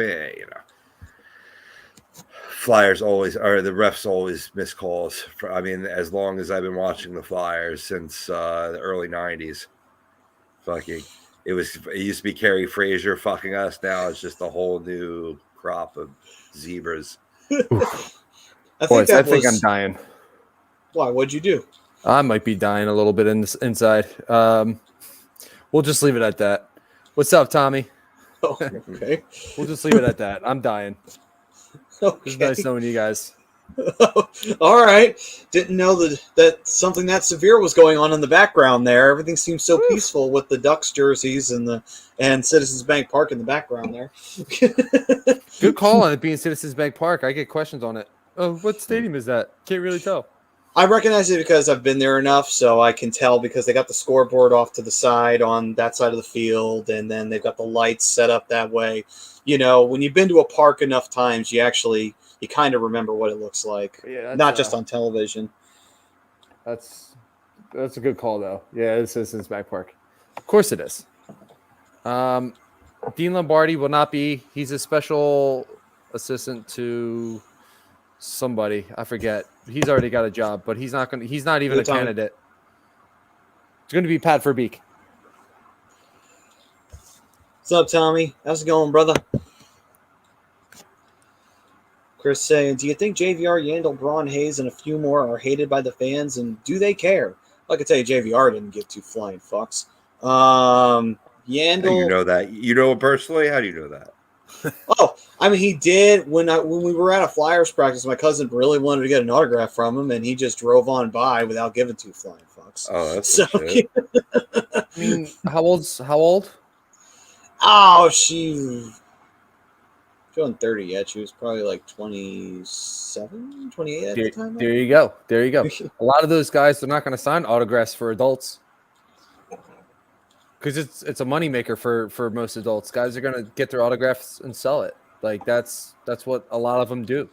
Yeah, and also, I don't know. I think that does depend on the guy. You know what I mean? Like, I think that that's does. also, yeah, some players don't give a shit, but Some players don't, but some do. Like some will just only sign for kids. Some will just sign for anybody. Some won't specifically will not sign for adults because of that reason right there, because they're going to make money off of his signature. And some players, they just flat out they don't like that.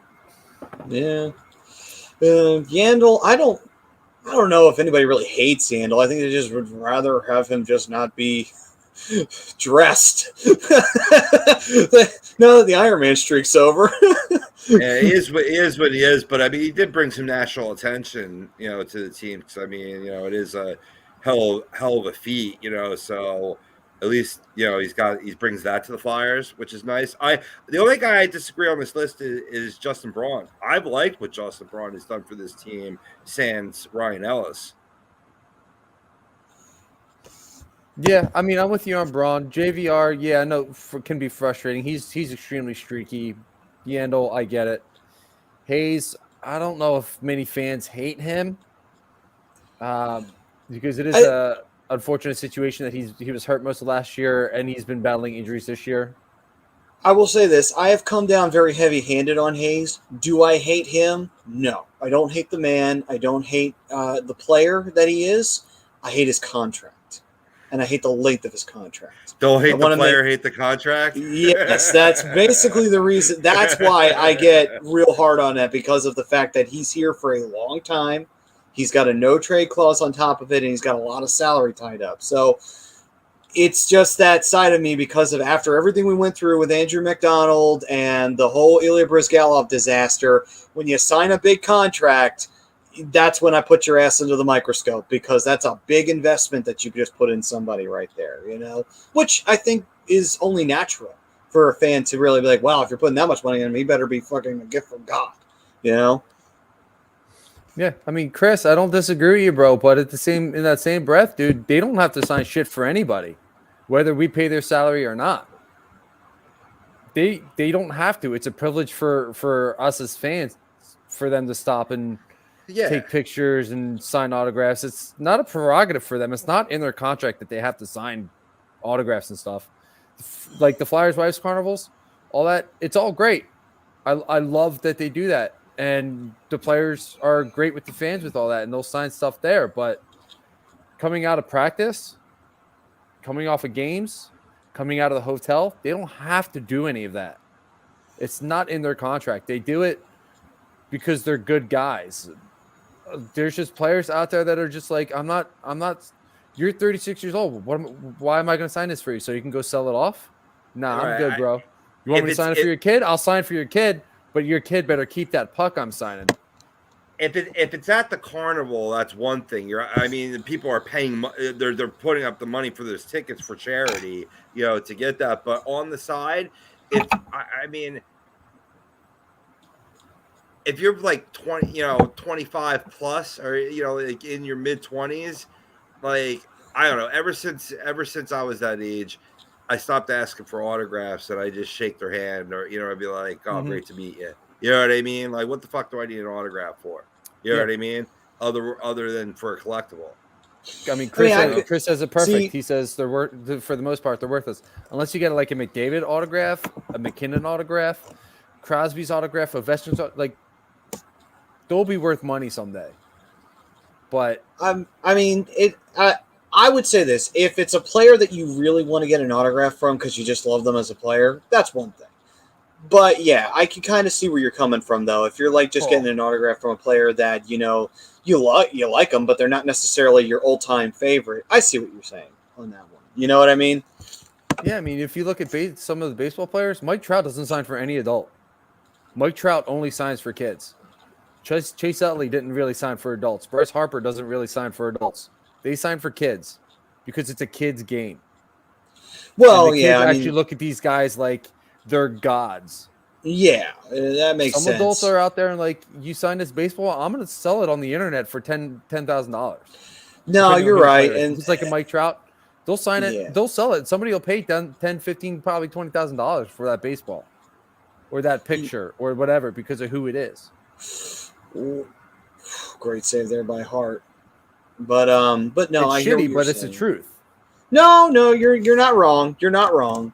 That does happen in the world.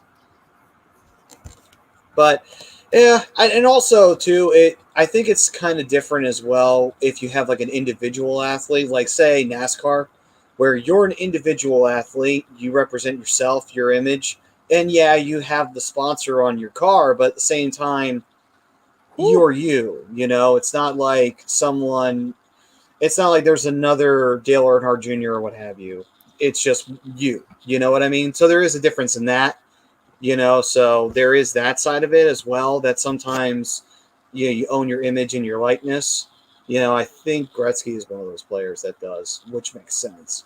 But you know, I mean, would you consider a NASCAR driver an athlete? Because I wouldn't. There's really no athletic ability in driving. I was a car being and nice. turning- I was being polite there because I wasn't thinking of any other individual athletical sport at that point in time, because all the other ones are teams. So Perfect is golf. The perfect one is golf. They're athletes. okay, yes, you know what? I will take that back. Fuck NASCAR. Yeah. We'll throw that off to the side. I'm surprised you would be against NASCAR, being that you're from Carolina now. But you know, Not even on the same side of the state. yeah, you're right, Benny's tennis, golf. You're right. Listen, I needed to bait him, okay? I needed to do something, God damn it. Gotta throw the lure if you want to reel in the fish. Mm-hmm.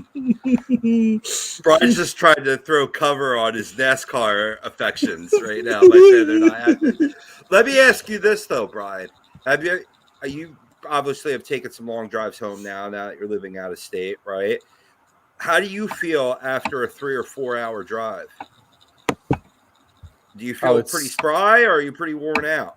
The 3.5, 4 hour drives are fine. It's when it turns to 7, 8, 9. That's the problem now. Okay. I get that. Okay, so let's scale it up. You're driving 7 to 9 hours, but it's not like you're driving at top speeds trying to edge people out. I don't know how you drive. I mean, maybe you do, but I mean, I am from Jersey. but you kind of like sit laid back a little bit. But imagine being in a tense NASCAR race for that long a period of time. You don't think that takes athletic ability? I don't know about. I kind of disagree with you there. I mean, that's fine. You can disagree with me. I don't think they're athletes. I don't think there's really any athletic ability that has to go into driving. There's a lot of mental stuff that has to go into it. Absolutely. I mean, I'm not saying that these guys aren't. What's the word?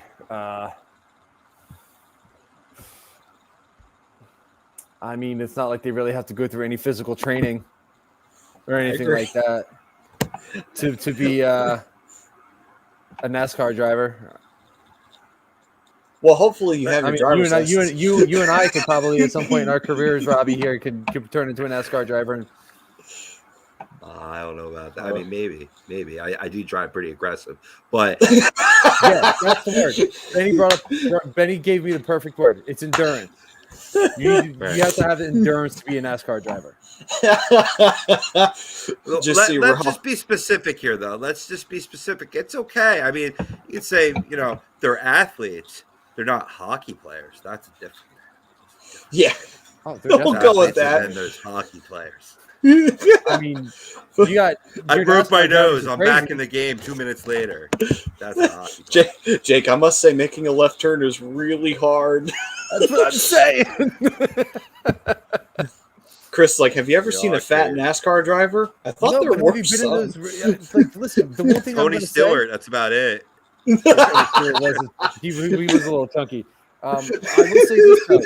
If you look at the races and like the prime of those races, like when mid-season is really kicking, it's like the middle of the summer.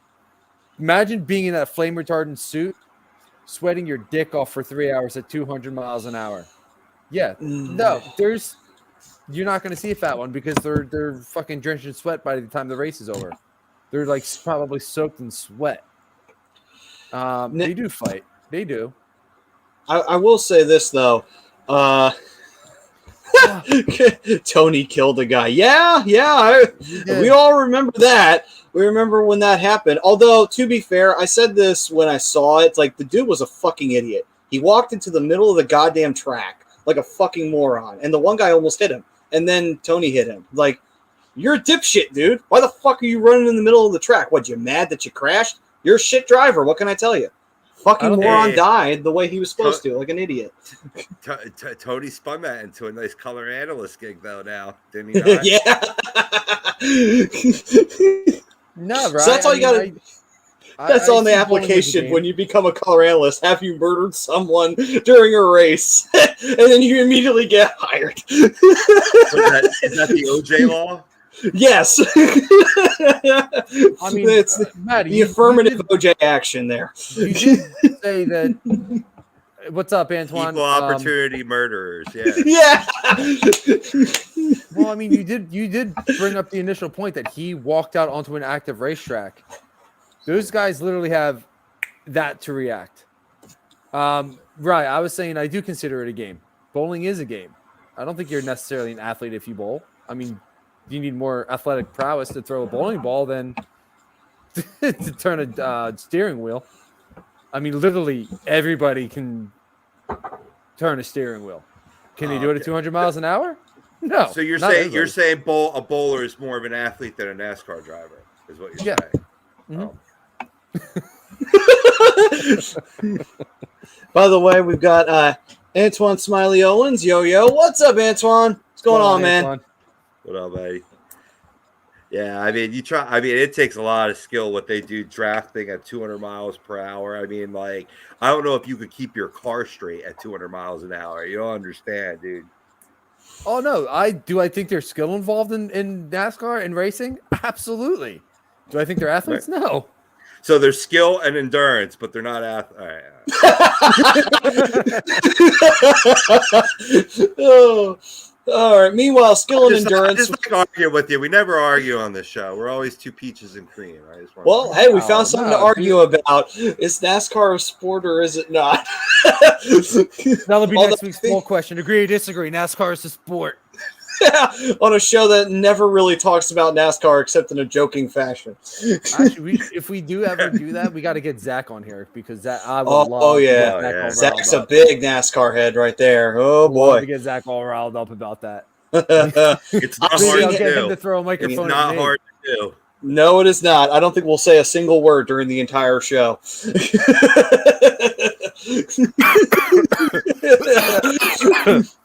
Oh my God, Benny's trying to kill me.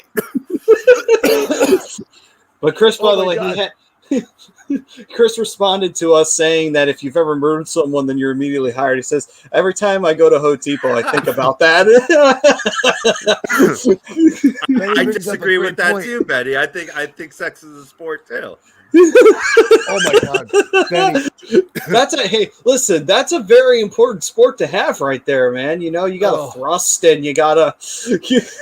Benny brings up a great point as he tried to murder me. Yeah, skill and endurance is required in sex too, but it's not a sport. Oh. Well, do you think I have the skill, I just don't have the endurance, unfortunately. So do you think that if that was a sport, do you think off to the side there would be judges? You know, like Ron Jeremy would be one of the judges, just throwing up signs of like 10s or 9s or something like that on the thrust, or the position and the correctness and the angle of the position. You're getting a little too deep into this, Matty. I don't like it. I'm just saying, if we're going that way, we're going there. Somebody went there. You're the one that went there. Seems like you wanted to go there. Someone had to, God damn it! You don't just go up to the line and cross it, for fuck's sake. You're talking about thrusting and angles and the geometry of trying to... Oh, yes! And there we go. See? All that sex talk and JVR winds up scoring. There we go. I get while Brian's talking. I love it.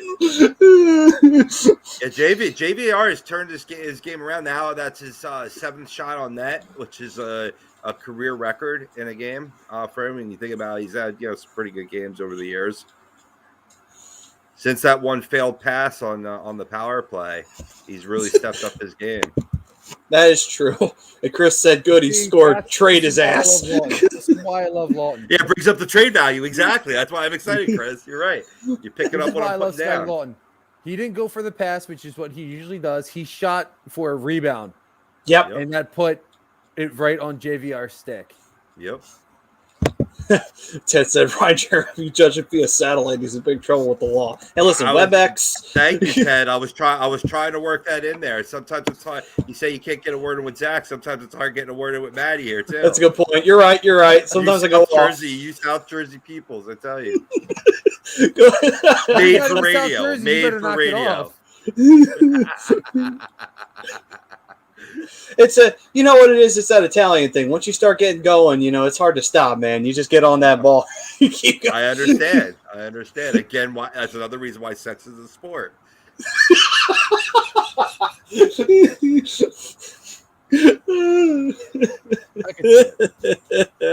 more By the way, NASCAR.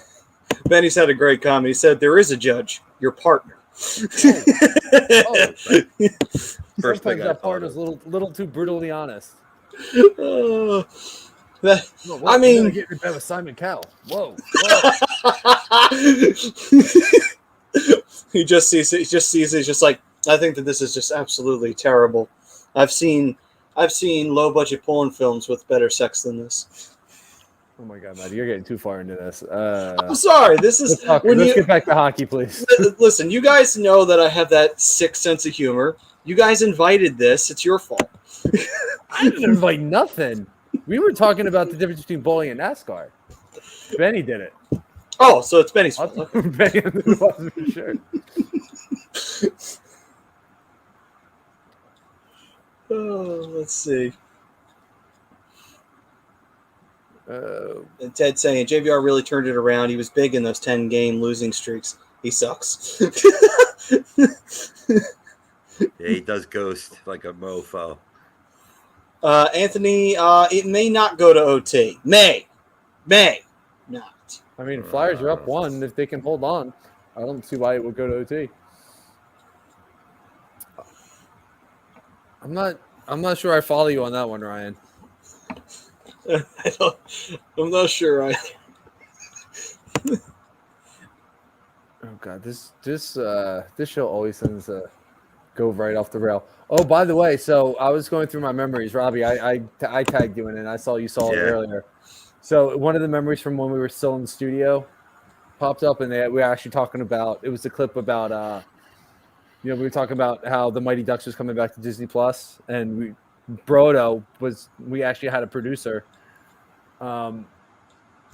Was like, who's the one person you want to see come back? I was like, Connie Moreau. Funny story, she was actually in the show. Yes. Maddie, I'm talking to you, God damn it. Hey, listen, you talked and the Flyers scored the empty netter, so there you go. Keep talking. Fuck. You know what? I'm not coming on. Is that Lindblom? Oscar? I believe it was. Nice. He's had a good game too. Now 4th shot on goal. It's good to see him get rewarded.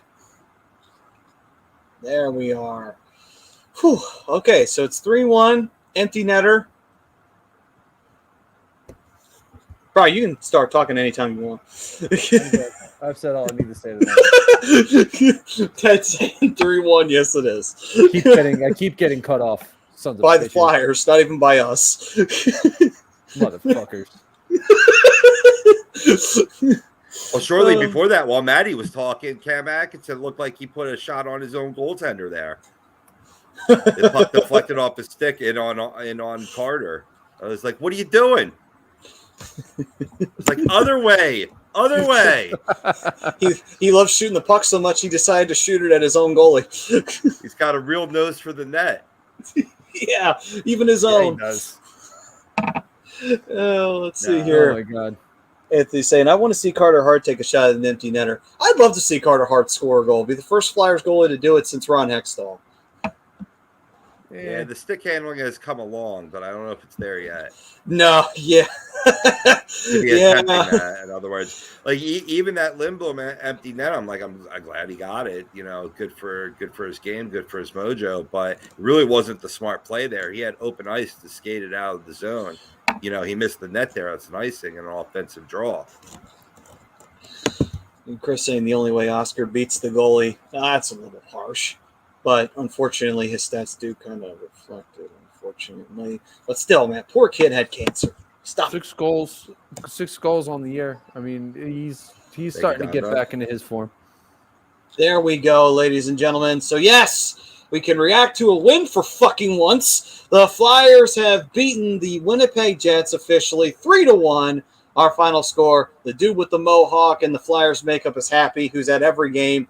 I wonder if he's either a plant or if he actually does have season tickets and he's just showing up like that. If he is, then power to you, my man. But awesome stuff here. The Flyers getting that win, and Carter Hart gets the win too. About fucking time Flyers get him a goddamn win. They win in regulation too. They didn't have to win this in overtime to make it even more annoying. So there you go, guys. Thank you. And so, yes, it is official. Frank, let's go streaking. Woohoo, this user has been banned. Love you, Frank. Speaking of streaking, did you guys hear about the Kansas City Chiefs fan who went in on the field in Arrowhead and got his ass suplexed by one of the security guards, which I thought was fucking hilarious. But oh, I didn't hear about that. Yeah, apparently a fan jumped onto the field in Kansas City, and one of the security got him when he got to like the defensive line or the offensive line, and then suplexed his ass to the fucking field. Nice. Oh, they're allowed to do that too, which is the best part. They're like, if you have somebody run on your field, you can take him down any way you see necessary. What's up, Christian? Honestly, I think Vegas smokes them. Between Vegas and Buffalo, they're just a way better team from top to bottom. There's a lot of good games going on tonight in the NHL too. I need to check in on that. Yeah, let's do a scoring update here real quick. So with the Flyers wrapping it up, with the Flyers wrapping it up, 3-1. We have the Bruins over the Kraken currently with about minute 45 left in the game. They're up 3-2. Looks like the Lightning and the Sharks are going to be heading to overtime. Penguins and Capitals are tied up at 3, heading into the final 5 minutes of the third period. At the midway point in the third, we got the Islanders over the Senators, 3-1. During the second intermission, we have the Predators over the Canucks, 3-2. Sorry, Dan, I know you're not listening because you'd rather watch soccer. Lame. Sorry, I had a little tickle in my throat. I apologize. 2-1 Stars over Flames at the beginning of the second period. Avalanche and Coyotes are coming closer to the end of the first and tied up 0-0. Sabres and Golden Knights getting underway there at 10 o'clock. And the two finals that we have are the Maple Leafs smoking the Devils 7-1, and the Rangers and the Panthers. Rangers defeat the Panthers by a final score of 5-2. That's the biggest. I mean, talking about like two powerhouses this year going head to head. That was the game number one that I was most interested in, and it goes to show the one kink in the armor of this Panthers team is they don't travel well. No, they really don't. Not to take anything away from the Rangers, I mean, they're obviously a top squad here this year and can compete. But I mean, the Panthers, Jonathan Huberdeau, potential Hart Trophy candidate, and ultimately you got to win. You got to win your road games if you're going to make a Stanley Cup run. So I mean, that's going to come down to it. You're always interested in the Capitals Penguins games, of course. Not surprised that's tied, coming down to the wire last 5 minutes of the game. A shocker, Maddie. Your Sharks, man, 2-2 with the Lightning. No. I think that's a back-to-back. Are they? Didn't they just play the Lightning too? Oh no. They played the Panthers and they lost that game. Or no, the Hurricanes. Sorry, they just played the Hurricanes. They lost that game on Sunday. So they're hoping. Got smoked in my NHL franchise by the Hurricanes. I mean, smoked. I think it was like 9-3 or 9-4 the final. I got this absolutely trashed. Jack Eichel's not playing yet, Don. He hasn't been cleared. Yeah. He's practicing, but he's not playing. Oh, yeah. God. So that aunt saying, what elite player could a package of G, Provy, and TK get us? Well, I'm not so big on trading Provy. I would keep Provy. But for even though he did score tonight. TK and G, if you package them together, what? Listen, the Sharks are a team that I feel have an actual connection with the Flyers. And also, I adopted them in high school because they don't have a Stanley Cup, and I felt bad for them. Fuck so. Oh, yeah. I mean, it's not like I'm a fucking rooting for the Blackhawks or rooting for the Penguins or something like that. Jesus. I think he just got the impression that you're just a Sharks fan. Nah, he's primarily a Flyers fan. He's just not repping the orange and black tonight. I'm not repping any team, actually. I'm repping the Misfits. But anyway. I like it. Great band. I'm repping the USHL. There you go. And what player are you repping there, Rob? This is Richie. Richie? Nice. I felt like going with the black jersey. It's 2-0 this season. I mean, you might be able to package a deal to Colorado and get somebody good. I think I heard them say that maybe Nazem Kadri could wind up on the block come the trade deadline. No, I don't think so. Not the way they've been riding him lately, man. I don't think they make any moves in general right now. They got all things clicking. They even got good, solid play in net from Darcy Kemper. I don't think you rock the boat if you're Colorado right now. I mean, do you try to get it better? Maybe, yeah. I mean, it's not. I don't want to totally dismiss that. If you can improve, are you saying they upgrade from Kadri to J? Mm-hmm. Oh, okay, all right. I'm talking this package specifically: G, Provi, and TK. Right. I still don't think they rock the boat, but that is something to think about. Yeah, I mean, like I said, I've heard his name mentioned in some. I've heard Dylan Strome's name mentioned. I wouldn't use those three to get a Dylan Strome, but I think as a Flyers fan, you could absolutely get a Dylan Strome. Hey, listen, more power to you, Gator, coming on and saying that. So props to you. Absolutely. I'm trying to think of who else is available. There's a lot of guys available. I'm just trying to think of where and what are you thinking elite wise? Are you looking for an elite veteran and a potential elite prospect? Because I do like Dylan Strome. Like I was saying, he's 24. Nazem Kadri is your vet. I wouldn't necessarily put him in the elite, but definitely a top 6 player. Maybe consider Nino Niederreiter. Not necessarily elite, but he's a top 6 player, and I believe he's a free agent at the end of the year. In his late 20s, maybe early 30s. Good leadership guy. You could bring in and put on the second line. Let's see. I don't know who else is actually going to be available. I have a suggestion. It was a name that came in during the offseason. If the Blues are trying to make that playoff push, what about Vladimir Tarasenko?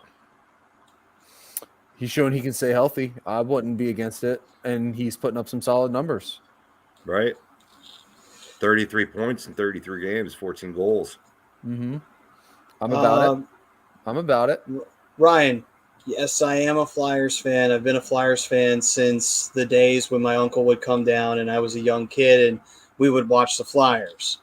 I've been a Flyers fan my whole life. I also love the Sharks too. You can have two teams as long as one's in the West and one's in the East. In my opinion, that's the rule. You don't break it when you do that. We established this, yes. As far as I'm concerned, it's as long as you're not in the same division. Yeah.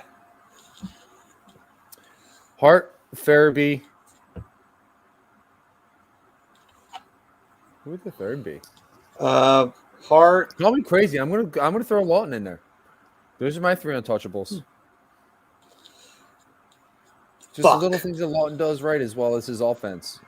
He does a great job creating offense. He's one of the few guys that'll cause a little bit of a ruckus. He'll get in there into the dirty areas. He'll win puck battles. And he gets rewarded with a goal from time to time. I should have kept them off. Damn it. Victor Hedman scored. Oh well. It is what it is. What, did Tampa Bay wind up winning? Yeah, they did. Victor Hedman got a nice goal that deflected and went past James Reimer. Turning NHL Network on real quick. So, oh well. That's all right, though. The Sharks are in a playoff position, or they're competing for a playoff position, so I'll take the point. Anyway, I know it's a tight. Sharks are sitting in second in their division right now. Well, Yeah. I'm sorry, guys. I was just reading an interview with the GM of the Blues, and basically the nature of the article is saying that it's not likely for Tarasenko to be returning to the Blues after this season, but the GM's not interested in moving in mid-season unless we're getting an equal to better player in the deal. And if you establish that Claude Giroux is a better player than Vladimir Tarasenko, that's a possibility, boys. Yeah, I mean, I have to look at his point production again because I can't think of it off the top of my head right now. But I do think that Giroux on the right line could absolutely be better than Tarasenko. He's definitely more durable than Tarasenko is. That's my only downfall with him. Right. Yeah. But I'm saying you put that package together and you get Tarasenko back and picks. Oh yeah. Yeah, I would absolutely do that, especially if you get a first and a second included in that. Mm-hmm. Or even if you go Tarasenko first and a third, I'd still be okay with that.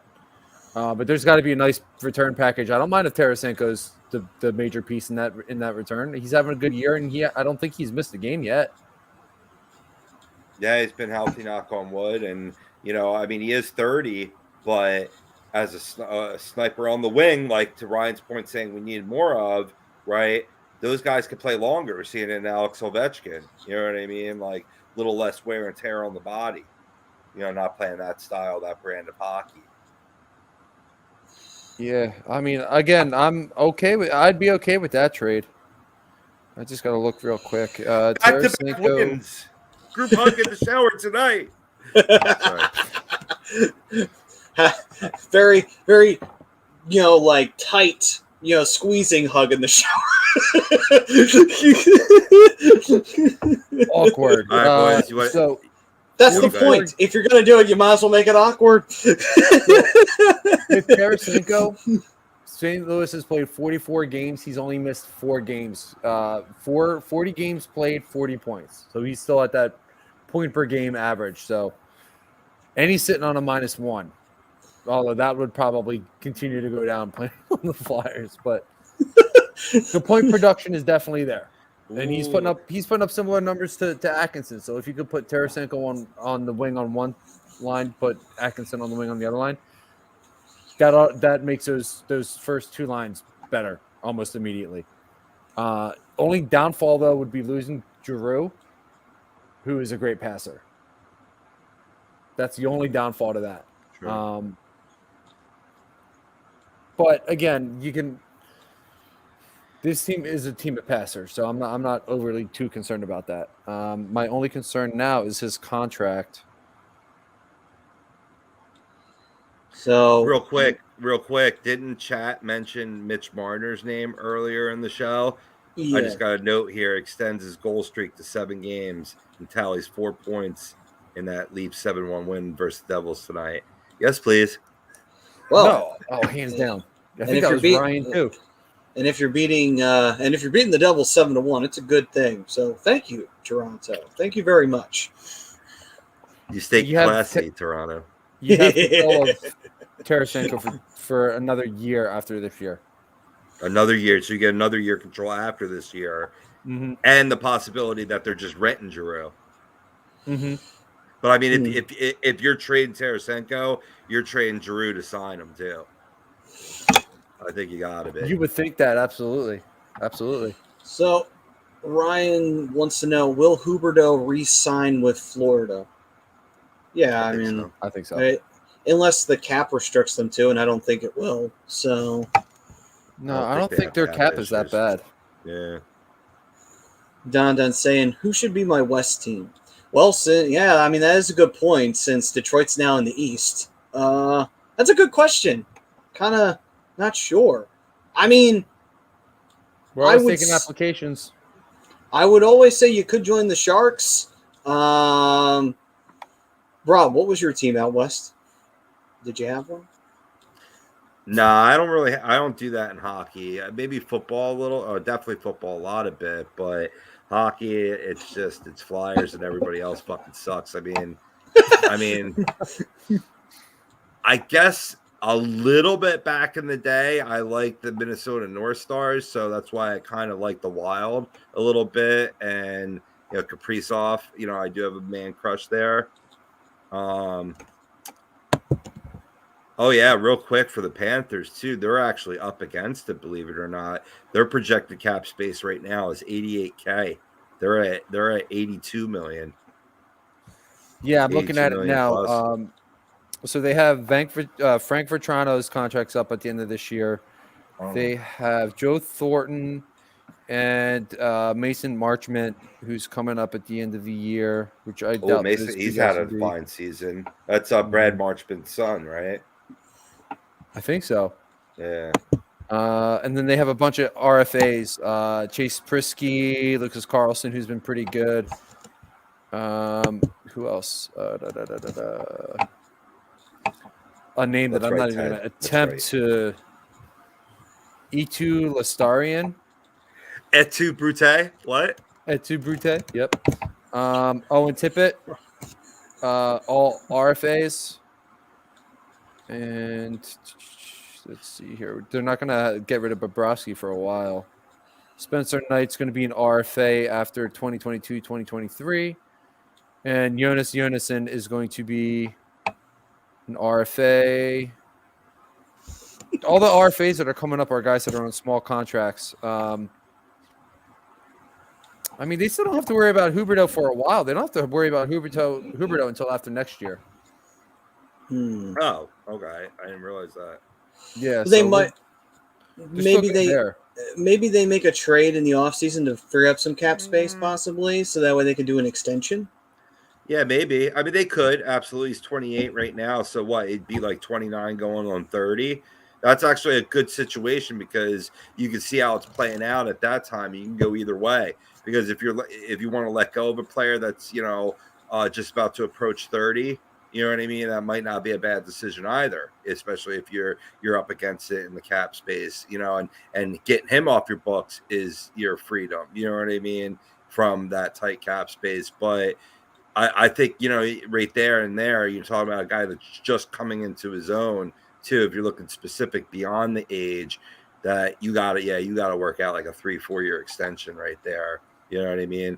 Maybe if you get enough room upwards to what Couturier got.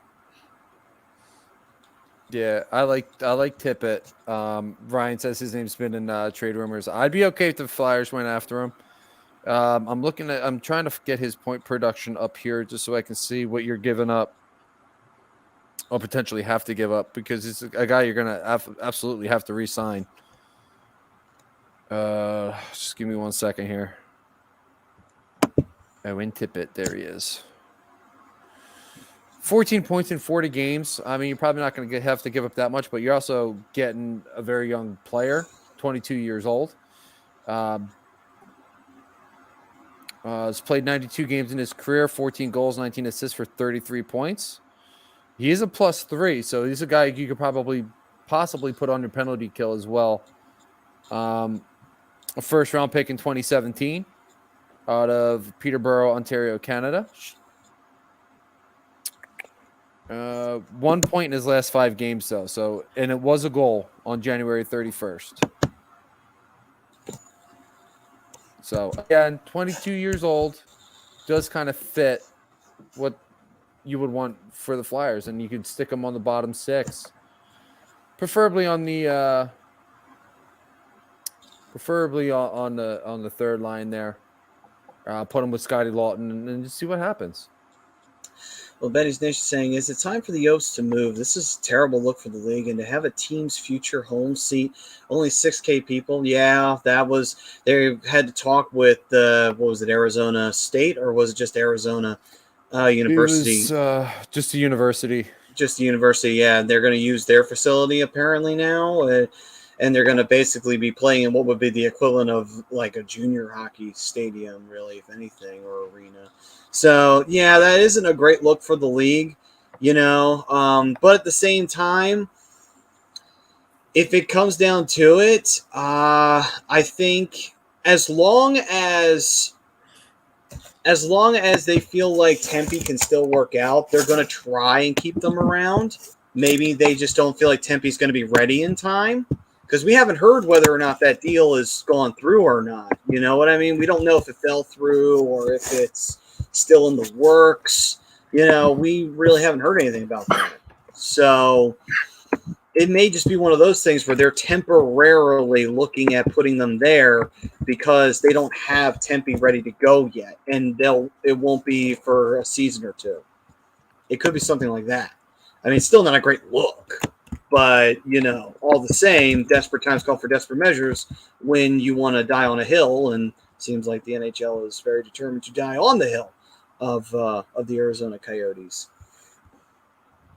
That's an interesting thing there that Ryan brought up is Patrick Laine.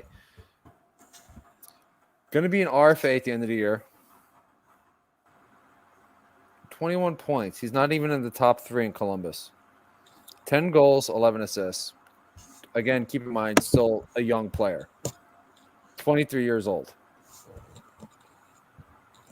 Do you consider that? I think you do. I mean, if you were interested in before and now his price is lower, you talk about a buy low candidate right there in terms of the skill that we know is in Patrick Laine. You guys know I've always been a pro guy. I mean, don't get me wrong. There is a risk there that you take on that he's just not going to pan out. You know what I mean? Like, we have guys on this team with plenty of skill, but lack of results. But why not go for it if the price is low? Thank you, Chris. Yeah, Chris, thanks as always. Love having you in the chat, brother. I mean, I'm not against it because his price is going to be not as high. I mean, you gave up Pierre-Luc Dubois and Jake. What the hell is his last name? Razlovic to get him, and he just has not panned out in Columbus. I mean, obviously, he still has a very long career ahead of him. But my only issue with bringing him in isn't necessarily what you're giving up to get him. What kind of contract is he going to be asking for? He's already at $7.5 million, and this is his second contract, I believe. So that's my main concern. Is he going to stay in that 7.5? Is he going to ask for more? Are you going to be able to get him for maybe more of a cheaper price? That's my biggest question mark with him. And can he get picked to that 40, 50 goal mark that he was with Winnipeg when he first came in the league? Because right now it's looking like a big no. But again, on the right team, in the right system, he could get back to that mark. He still has a very long. He's got at least 17 years left in this league. Yeah. All right. So, and ASU was that, and does Arizona even deserve a hockey team? No, they do not. But finishing that up, time for us to head into the shootout segment. But before we do that, overtime sponsor, and that is All Campus OC. If you're ever down in Ocean City when the spring and the summer roll around, when John Coyle opens up his shop again, he does the ramp booth, and he's got a great shop down there in OC and All Campus. You can wear your team colors with pride, man, because he's giving 20% off of everything with hats, shirts, teams, cornhole sets as well. All of them for subscribers. So get subscribed up, and you'll get a lot from them. So definitely wanted to go check that out and check out the ramp booth. Bittersweet update here. Yes. Penguins losing overtime to the Hooray! Capitals. Yeah, I was waiting for that part. Yeah. Appreciate you, Don Don. Love you, brother. Take it easy, Don Don. Peace, brother. Thanks, man. Thanks as always, boys. Everybody chiming in week to week, newcomers and all. Yes, Appreciate all you guys. absolutely. And even if you're But yeah, just that's watching, another great thing. That's another great thing to bring up is his temperament too. So talking about Lane. yeah, I gotcha. And now, time for us to dive into the shootout segment. That is brought to you by Specialized Physical Therapy, Dr. Paul Vidal. Listen, man, life can sometimes throw you some aches and pains, but you go see Dr. Paul and his staff out there in Cherry Hill of Burlington. Ryan knows he ain't going to be feeling that pain no more. Hell no. They do a great job over there. Dr. Paul does great things. Really goes in depth. Explains stuff to you very, very simply so you can understand. Gives you a great regiment to work out, and you'll come out of there feeling stronger. I know Tommy, the Godfather, is having some issues. He's going to head over to Paul Vidal. I went to Dr. Paul. They do a great job over there. Specialized Physical Therapy in Cherry Hill is where it's at. You can also check them out in Burlington as well. All right, gentlemen. So now, time for us to dive into the shootout segment. And the shootout topics, a little different than they normally are, but cool little slight twinge on it.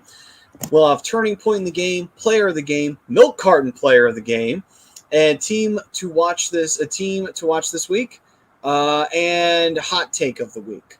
So, start off with turning point in the game. Gentlemen, take it away. Yeah, I'm going to go with TK with the twisted wrister to tie it up. Really from there on, you saw this team, start to outplay the Jets in their own zone. Really, spurred on his game, getting chippy, leading his squad with that. And that's when you saw this team overtake him in shots. So for me, I think it all changed right there. Yeah, I'm going to have to agree. That really swung the momentum in the Flyers' favor, and they really took it and ran with it from there. Got some much better scoring chances. Defense really kind of stepped up in front of Carter Hart. Like I said, the scoring chances came with them. They spent a lot of time in the Jets' offensive zone because of that. Yeah, I got to go with TK's goal. For me, TK's goal would be my choice, but I will go on another one. I would say the real big save that Carter Hart made on that 2-on-0, which then eventually we did get that turnover that led to the goal being scored by Travis Konechny. I think if Hart doesn't make that kind of a save, the Jets are up 2-0 and the Flyers never get going in the first place. So great save by Carter Hart and really keeping his team alive in this game. And next on the shootout segment, we got player of the game. Gentlemen, who you got? Carter Hart. Yeah, it's got to be Carter Hart. I mean, keeping him in the game the first half like he did. Yeah, I don't think there's much debate here. I think it's Carter Hart all the way around on that one. Interesting. NBC Sports, they picked Scott Lawton, and that's actually not a bad pick, too. You talk about that fine forechecking play he made, that keyed that TK goal. I think he was involved in the second goal as well, wasn't he? Or I know it was JVR's goal, and it was who tipped it to him? Was it Lawton? It was Lawton. Yeah, it was.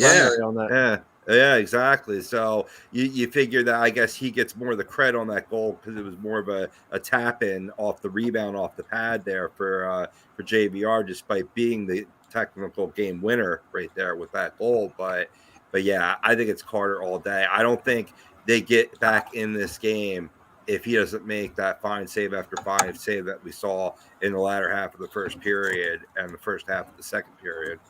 Absolutely. I mean, yeah. Lawton played.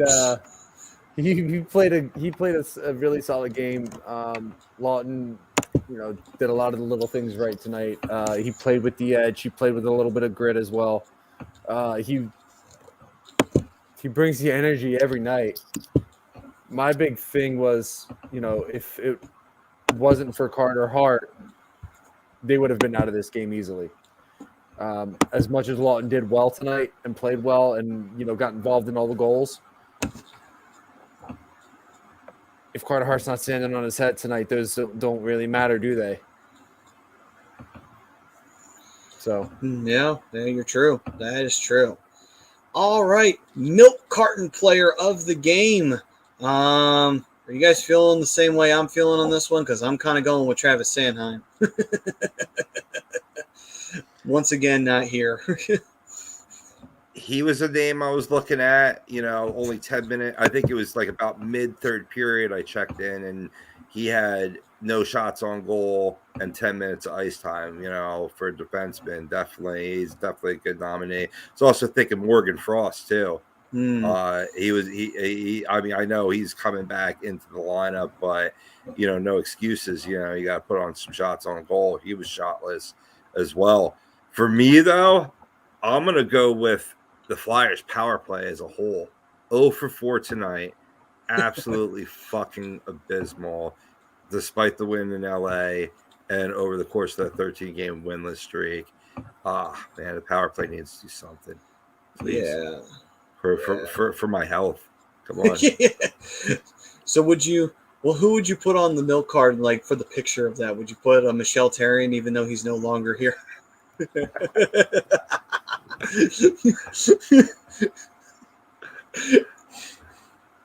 Possibly. I don't know. I think you'd have to put an image of the ref with his arm up. Okay. But one of the rookie refs from tonight. Yeah, because they're missing from this game too. Yeah. All right. Brian. I don't know who I would put on there. I mean, Atkinson was there. He has some good shots on net. Giroux did some good things. Obviously, Lawton. McEwen usually doing something. I didn't see him out. I didn't hear his name a lot. Willem, Mayhew actually made a couple good plays. I don't think he wound up officially recording a shot, but he's done some good things as well. He did I draw have to go that with Morgan penalty. Frost on this one. Frost, okay then. Yeah. So Frosty on the nominated on a spot you don't want to be nominated on. But unlike Sanheim, there's still hope for him. Yeah, I mean, the top line did a good job of getting scoring chances. They obviously couldn't convert. Obviously, TK got in there. Lawton had a great game. I thought some of these other guys had solid games. Unfortunately, they just weren't there. I don't think Morgan Frost had that great of a game. Did have a bunch of big turnovers. I think one of his turnovers led to that goal, if I'm not mistaken. So look at that, 1-0 already for the Knights. Well, against Buffalo, I mean, 33 seconds in. Flyers couldn't do much against Buffalo. No, that's true. But then again, that is the Flyers. Comparing that to the, I guess, Golden Knights. The Golden Knights are, yeah. I go to applaud Buffalo for what they've been through, like COVID issues and player health or what have you, losing Jack Eichel. They've, I mean, they're still mediocre at best, but they put up some goals, they put up some stats, playing a better team game. I think also it's, you know what I think it is? I think it's we've got nothing left to lose mentality. Yeah, you know what that's what it is. It's like, we got nothing to lose. Jack Eichel's gone at this point. It's like, fuck it. Let's just see what happens. It's like there's something freeing in that. You don't have to worry, and I think that there's a little bit of that with Buffalo going on. That's why I think they're playing mediocre wise. They have some good games. They have some terrible games. It's like, there's nothing to worry about, really. They're giving the Golden Knights goal to William Karlsson, but I think that's going to go to Riley Smith. Interesting. Okay. Must have deflection. No, it was a cross ice pass. It looked like Craig Anderson went for the he bit on the pass, and they pass it right back to Riley Smith, and I guess they just didn't see that Riley Smith tipped it. So, and then the Panthers or the Predators just took a 2-goal lead, 4-2 over Vancouver. Where's Dan so I can make fun of him? Yeah. Doesn't it just break your heart? Oh, it hurt. Oh, it hurts so bad. Well, listen, he's got some very important qualification games to watch. So, I mean, so we've got next up, team of the week to watch. And since this is the All-Star break, there's not really a team to watch but I will say this for the All-Star game on this occasion, I would say watch the Pacific Division because they highlighted because a lot of those players are very young, but they are scary. And I'm like, I'm actually like, I'm actually intrigued to watch the Pacific Division and how they play in that tournament format they got going on. Very intrigued by it. I'm more going to just tell everybody to watch the All-Star skills competition. I don't even watch the All-Star game, honestly. I do like that it's a 3-on-3 tournament now. Winner gets $1 million to go to their charity. So much respect for that. Yeah. But yeah, watch the skills competition. We got a couple special guests jumping in. Trevor Zegras being one of them in the breakaway challenge. So that'll be very intriguing to watch. So definitely check that out. That's my team to watch this week.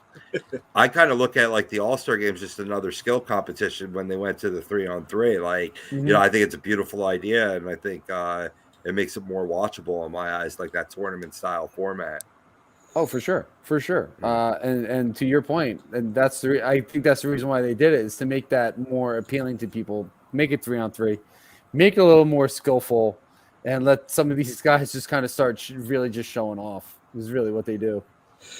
By the way, do you think the jerseys look better than they did the last couple of years? Because the last few years have been kind of rough for the All-Star jerseys. I haven't seen them.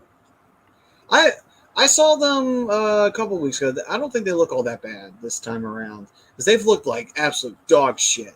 I mean, especially the ones that they did in St. Louis, where all the logos were just one color and everything. I was like, that is ugly fucking jersey. Who the fuck thought of that design? They should be fucking given a pink slip, like for right the fuck now. I mean, the designs are always based. It's like the Major League Baseball. They're always based off of where whoever's hosting. So I think it's Vegas hosting this year, right? Yeah, it is Vegas. So I like them.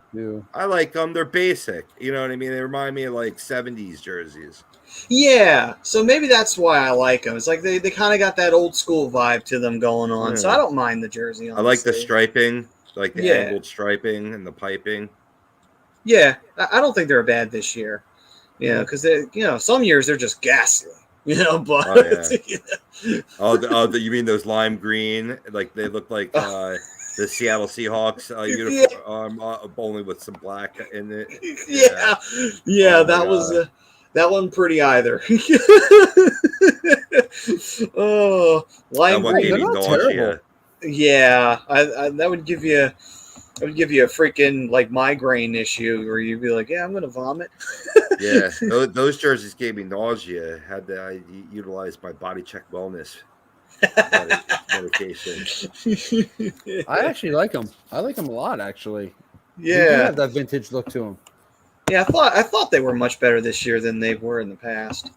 But yeah, it has that Vegas design to them too. But a lot of the times they'll take just the color schemes from whoever's hosting. This year it looks like they just took the jersey design and then just kind of plopped colors on them. Pretty much, and let's be honest, Vegas has always had cool jerseys. I mean, both the expansion teams had good jerseys coming right out of the gate. I mean, we talked about Seattle's well before they even played a game. So, oh my goodness! Real quick, I read a tweet that Jason Bertitas put out in response to a guy who started off a tweet very intelligently, like criticizing the Flyers ownership and the organization has no identity. Several points that we've talked about that they should. And he goes, they should everything sucks about the Flyers all the way down to their jerseys. They should scrap the jerseys and start from fresh and and even consider changing the nickname, the moniker. I'm like basically Martinez just was like, "Are you okay, bro?" Damn. Like This I mean, team, he said it in much more eloquently and more words, but that's what he was saying. Who hurt this guy? and Huh? I think Who the hurt Flyers Some did. random I tweet, think. yeah. Are you proud, boys? Are you proud, Flyers? You broke Martinez. You broke Yeah. him. I don't know Yeah. how that was possible, but you broke him. Yeah, Like, God damn. Like, yeah, albeit this organization needs to absolutely be broken down, but I don't think you need to change maybe rebrand the jersey if you want to start fresh, but don't change the logo or the moniker. But God damn, they broke the shit out of him. Whoo! Damn, I feel No, like he was saying he was replying to a guy, right? He was replying to it. Oh my God! Still though, whoever that was, he was broke broken. another fan. I mean, Jesus. they're breaking I fans was wondering where you were going with the broken angle. No. He was replying to that tweet and being like basically like the tweeter that he was responding to started off making good points and then it just went down. It escalated quickly. Yeah, I think someone needs to get that guy a beer. Get him a beer. Get him a lady, and just just like, dude, relax. Everything's gonna be all right. It's not the end of the world. Just calm down, buddy. Calm down. You know It's what they not should over. do, Benny? They should for something. They should with the Washington Commanders. They should make them almost like Roman general looking. Like you know what I mean? Like you could utilize that burgundy and gold still, but like make it like all like I'm talking like Gladiator, Russell Crowe and shit. Like fucking like like style and all that Washington Commanders. Like maybe throw a little blue in there and make it red, white, and blue and shit. I don't know how crazy they're going to go with it, but is the Commanders the official, or is that just what's being leaked right now? That's what's being leaked now because they're not announcing it until after the Super Bowl, or it should be coming up soon. It's coming up soon. I know it's this month. I know they're going to announce it this month. You could go with like stars on the shoulder and kind of have like a general kind of feel to it. Stick with the Warriors. That way, you're not really changing much. Because the logo, correct me if I'm wrong, the logo is at the 50-yard line for the Washington football team is that giant W, right? Mm-hmm. That way you're not really changing that. You can still put that giant W there and be the Warriors, and then just throw that W on the helmets. You watch, they'll probably do that. They'll probably just keep the W, and they'll just have a name now, and then everybody's going to look like, wow, even Washington can't even rebrand properly. That's probably what will be the case. Daniel Snyder for you. The dude penny pinches and wants to be a contender. I mean, you can't have both. That's true. But anyway, let's see. Final part for the shootout. Hot take of the week. Gentlemen, to close out the show, what is your hot takes for the week? Even if it's an all-star game one, I don't care. Let's see. Let's have fun with it. Oh, it's tomorrow morning. They're announcing it. I'm sorry. I thought it was the second. Anyway, I had to look that up. For me, Maddie, yeah, I alluded to it before, and I'm either going to really please Don or really piss him off. I'm not sure, but my hot take is that Alex Nedeljkovic has been the Detroit Red Wings' most impactful young player this season. Yes, even above Lucas Raymond or even Mo Snyder. Those two have had impressive seasons and are getting a ton of love, as Calder Trophy favorites. But Detroit wouldn't be where they are without their young goaltender, and that's like probably the best team sitting currently out of playoffs with still a legit shot at a wild card. I mean, he's top 10 in goals saved above expected in the NHL rate on the whole season. And I think that's like 5th or 6th I read earlier in the league since December 1st. And you got to think about it. He prevents so many high danger chances from going in the net. As this Detroit team is rebuilding, they're really relying on the Nedeljkovic to really bail them out more often than not. So I think he's been their most impactful player, even above Lucas Raymond. You know who's been pretty impactful for them as well is Fui Sutter has been a nice signing for them. He's been really, really good. Trump 2020. They've been doing pretty good. They're sitting first in the Pacific Division with 55, but the Ducks and the Kings aren't far behind them. So, but they're still playing pretty well. They're up 1-0 right now on the Buffalo Sabres. Their game just getting underway tonight. Yeah. My bold take for the week.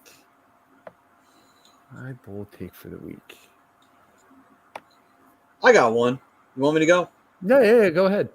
Claude Giroux will score a hat trick in the 3-on-3 tournament. Fuck it. I'm going real bold. I like it. All-star game influence. Yeah, baby. Smashing. Who's in the hard shot competition this year? Ooh, I'm not sure, actually. I know Char got invited, but he declined. So I know Char is not in it. Well, then he will not be defending the title because he usually gets it. So I was going to say, depending on who's in it, maybe I'll make a bold prediction off of that. But Don. Trevor Seagrass has another Michigan goal. I will say, all right, you know what? Don. Do you agree or disagree with me with my hot take? I'm curious. I wasn't sure if you're still with us. I will say Trevor Zegras wins the breakaway competition. Nice. I don't think that's incredibly bold, but there's nothing really going on this week. All-Star week, everybody's getting a break. It's last day of games. I don't think games start up again until Saturday. So, yeah. So, for all the NHL teams out there, for those who made the All-Star game, whether it is your first or your 1 millionth, congratulations for making the All-Star game. Good luck to you. Maybe your team will win the $1 million to give to the charities. And congratulations to whichever charity gets them, and deservingly so, because I know whomever it goes to will be a good cause. And, hopefully we can enjoy the break. I know I will, because this goddamn Flyers team, there's just roller coaster of emotions all year long. And not a lot of good ones either, by the way. And, take a break and pick it back up when the time is right. But until then, everybody, hopefully everyone can enjoy the break. If you do watch the All-Star game, hopefully it's enjoyable. And this is his response, I believe, from you on that one. yeah, he threw Ned in there too. But yeah. So Okay. All right. I respect. Yeah. That's up there. Like I said, I agree with that. Mo Snyder, I said him now too. He gets ignored a little bit in the shadow of Lucas Raymond. He's been Mo's been having a good season. That's for sure. I mean, Lindstrom's another young, good defenseman. I think he's a defenseman that they have too. Red Wings are stacked. They're a scary team. I just realized something, boys. We're going to make it all the way to February 9th without a Flyers loss in February. Yes! Achievements! Those, hey. Takes you till February to win one, but you're undefeated in the month of February. No, Yes! They won the Kings game in January. So yeah, we're undefeated for February though. We did it, boys! We fucking did it! Yes! Let's get that parade going down, Broad. Austin Matthews has 7 goals in 3 games against the Devils. All right, guys. We thank everybody for joining us. Everyone out there who's been supporting us, of course, the fam. We are nothing without you guys. We love you to death. And as always, can't wait to see you next week. Let me check my good old calendar here. See what we got coming up on deck next week. Will we have a game? Nope. Wow, we actually will not have a game. So we will not, well, it'll be still with the All-Star break. So we won't have a game next week to talk about, but that's okay, because you know what? It'll give us a chance to take a look at the first half of the season, not just for the Flyers, but for all the teams, and really kind of gauge and judge where everybody's at. And, maybe we'll be able to see a little bit more accurate picture of the playoffs as we start to get ready to go down to that second half. Even though it's been a tight run through most of the divisions, we might start seeing that picture a little bit clearer the more we look into it. But that'll be next week. Until then, guys, we will see you then. Peace and love, everyone. Stay safe. Stay healthy. We'll see you next week, everyone. Hit that like, hit that subscribe, tell your friends. Let's go. Let's keep this thing growing. Let's keep it going. Absolutely. Love Peace y'all. and love, everybody.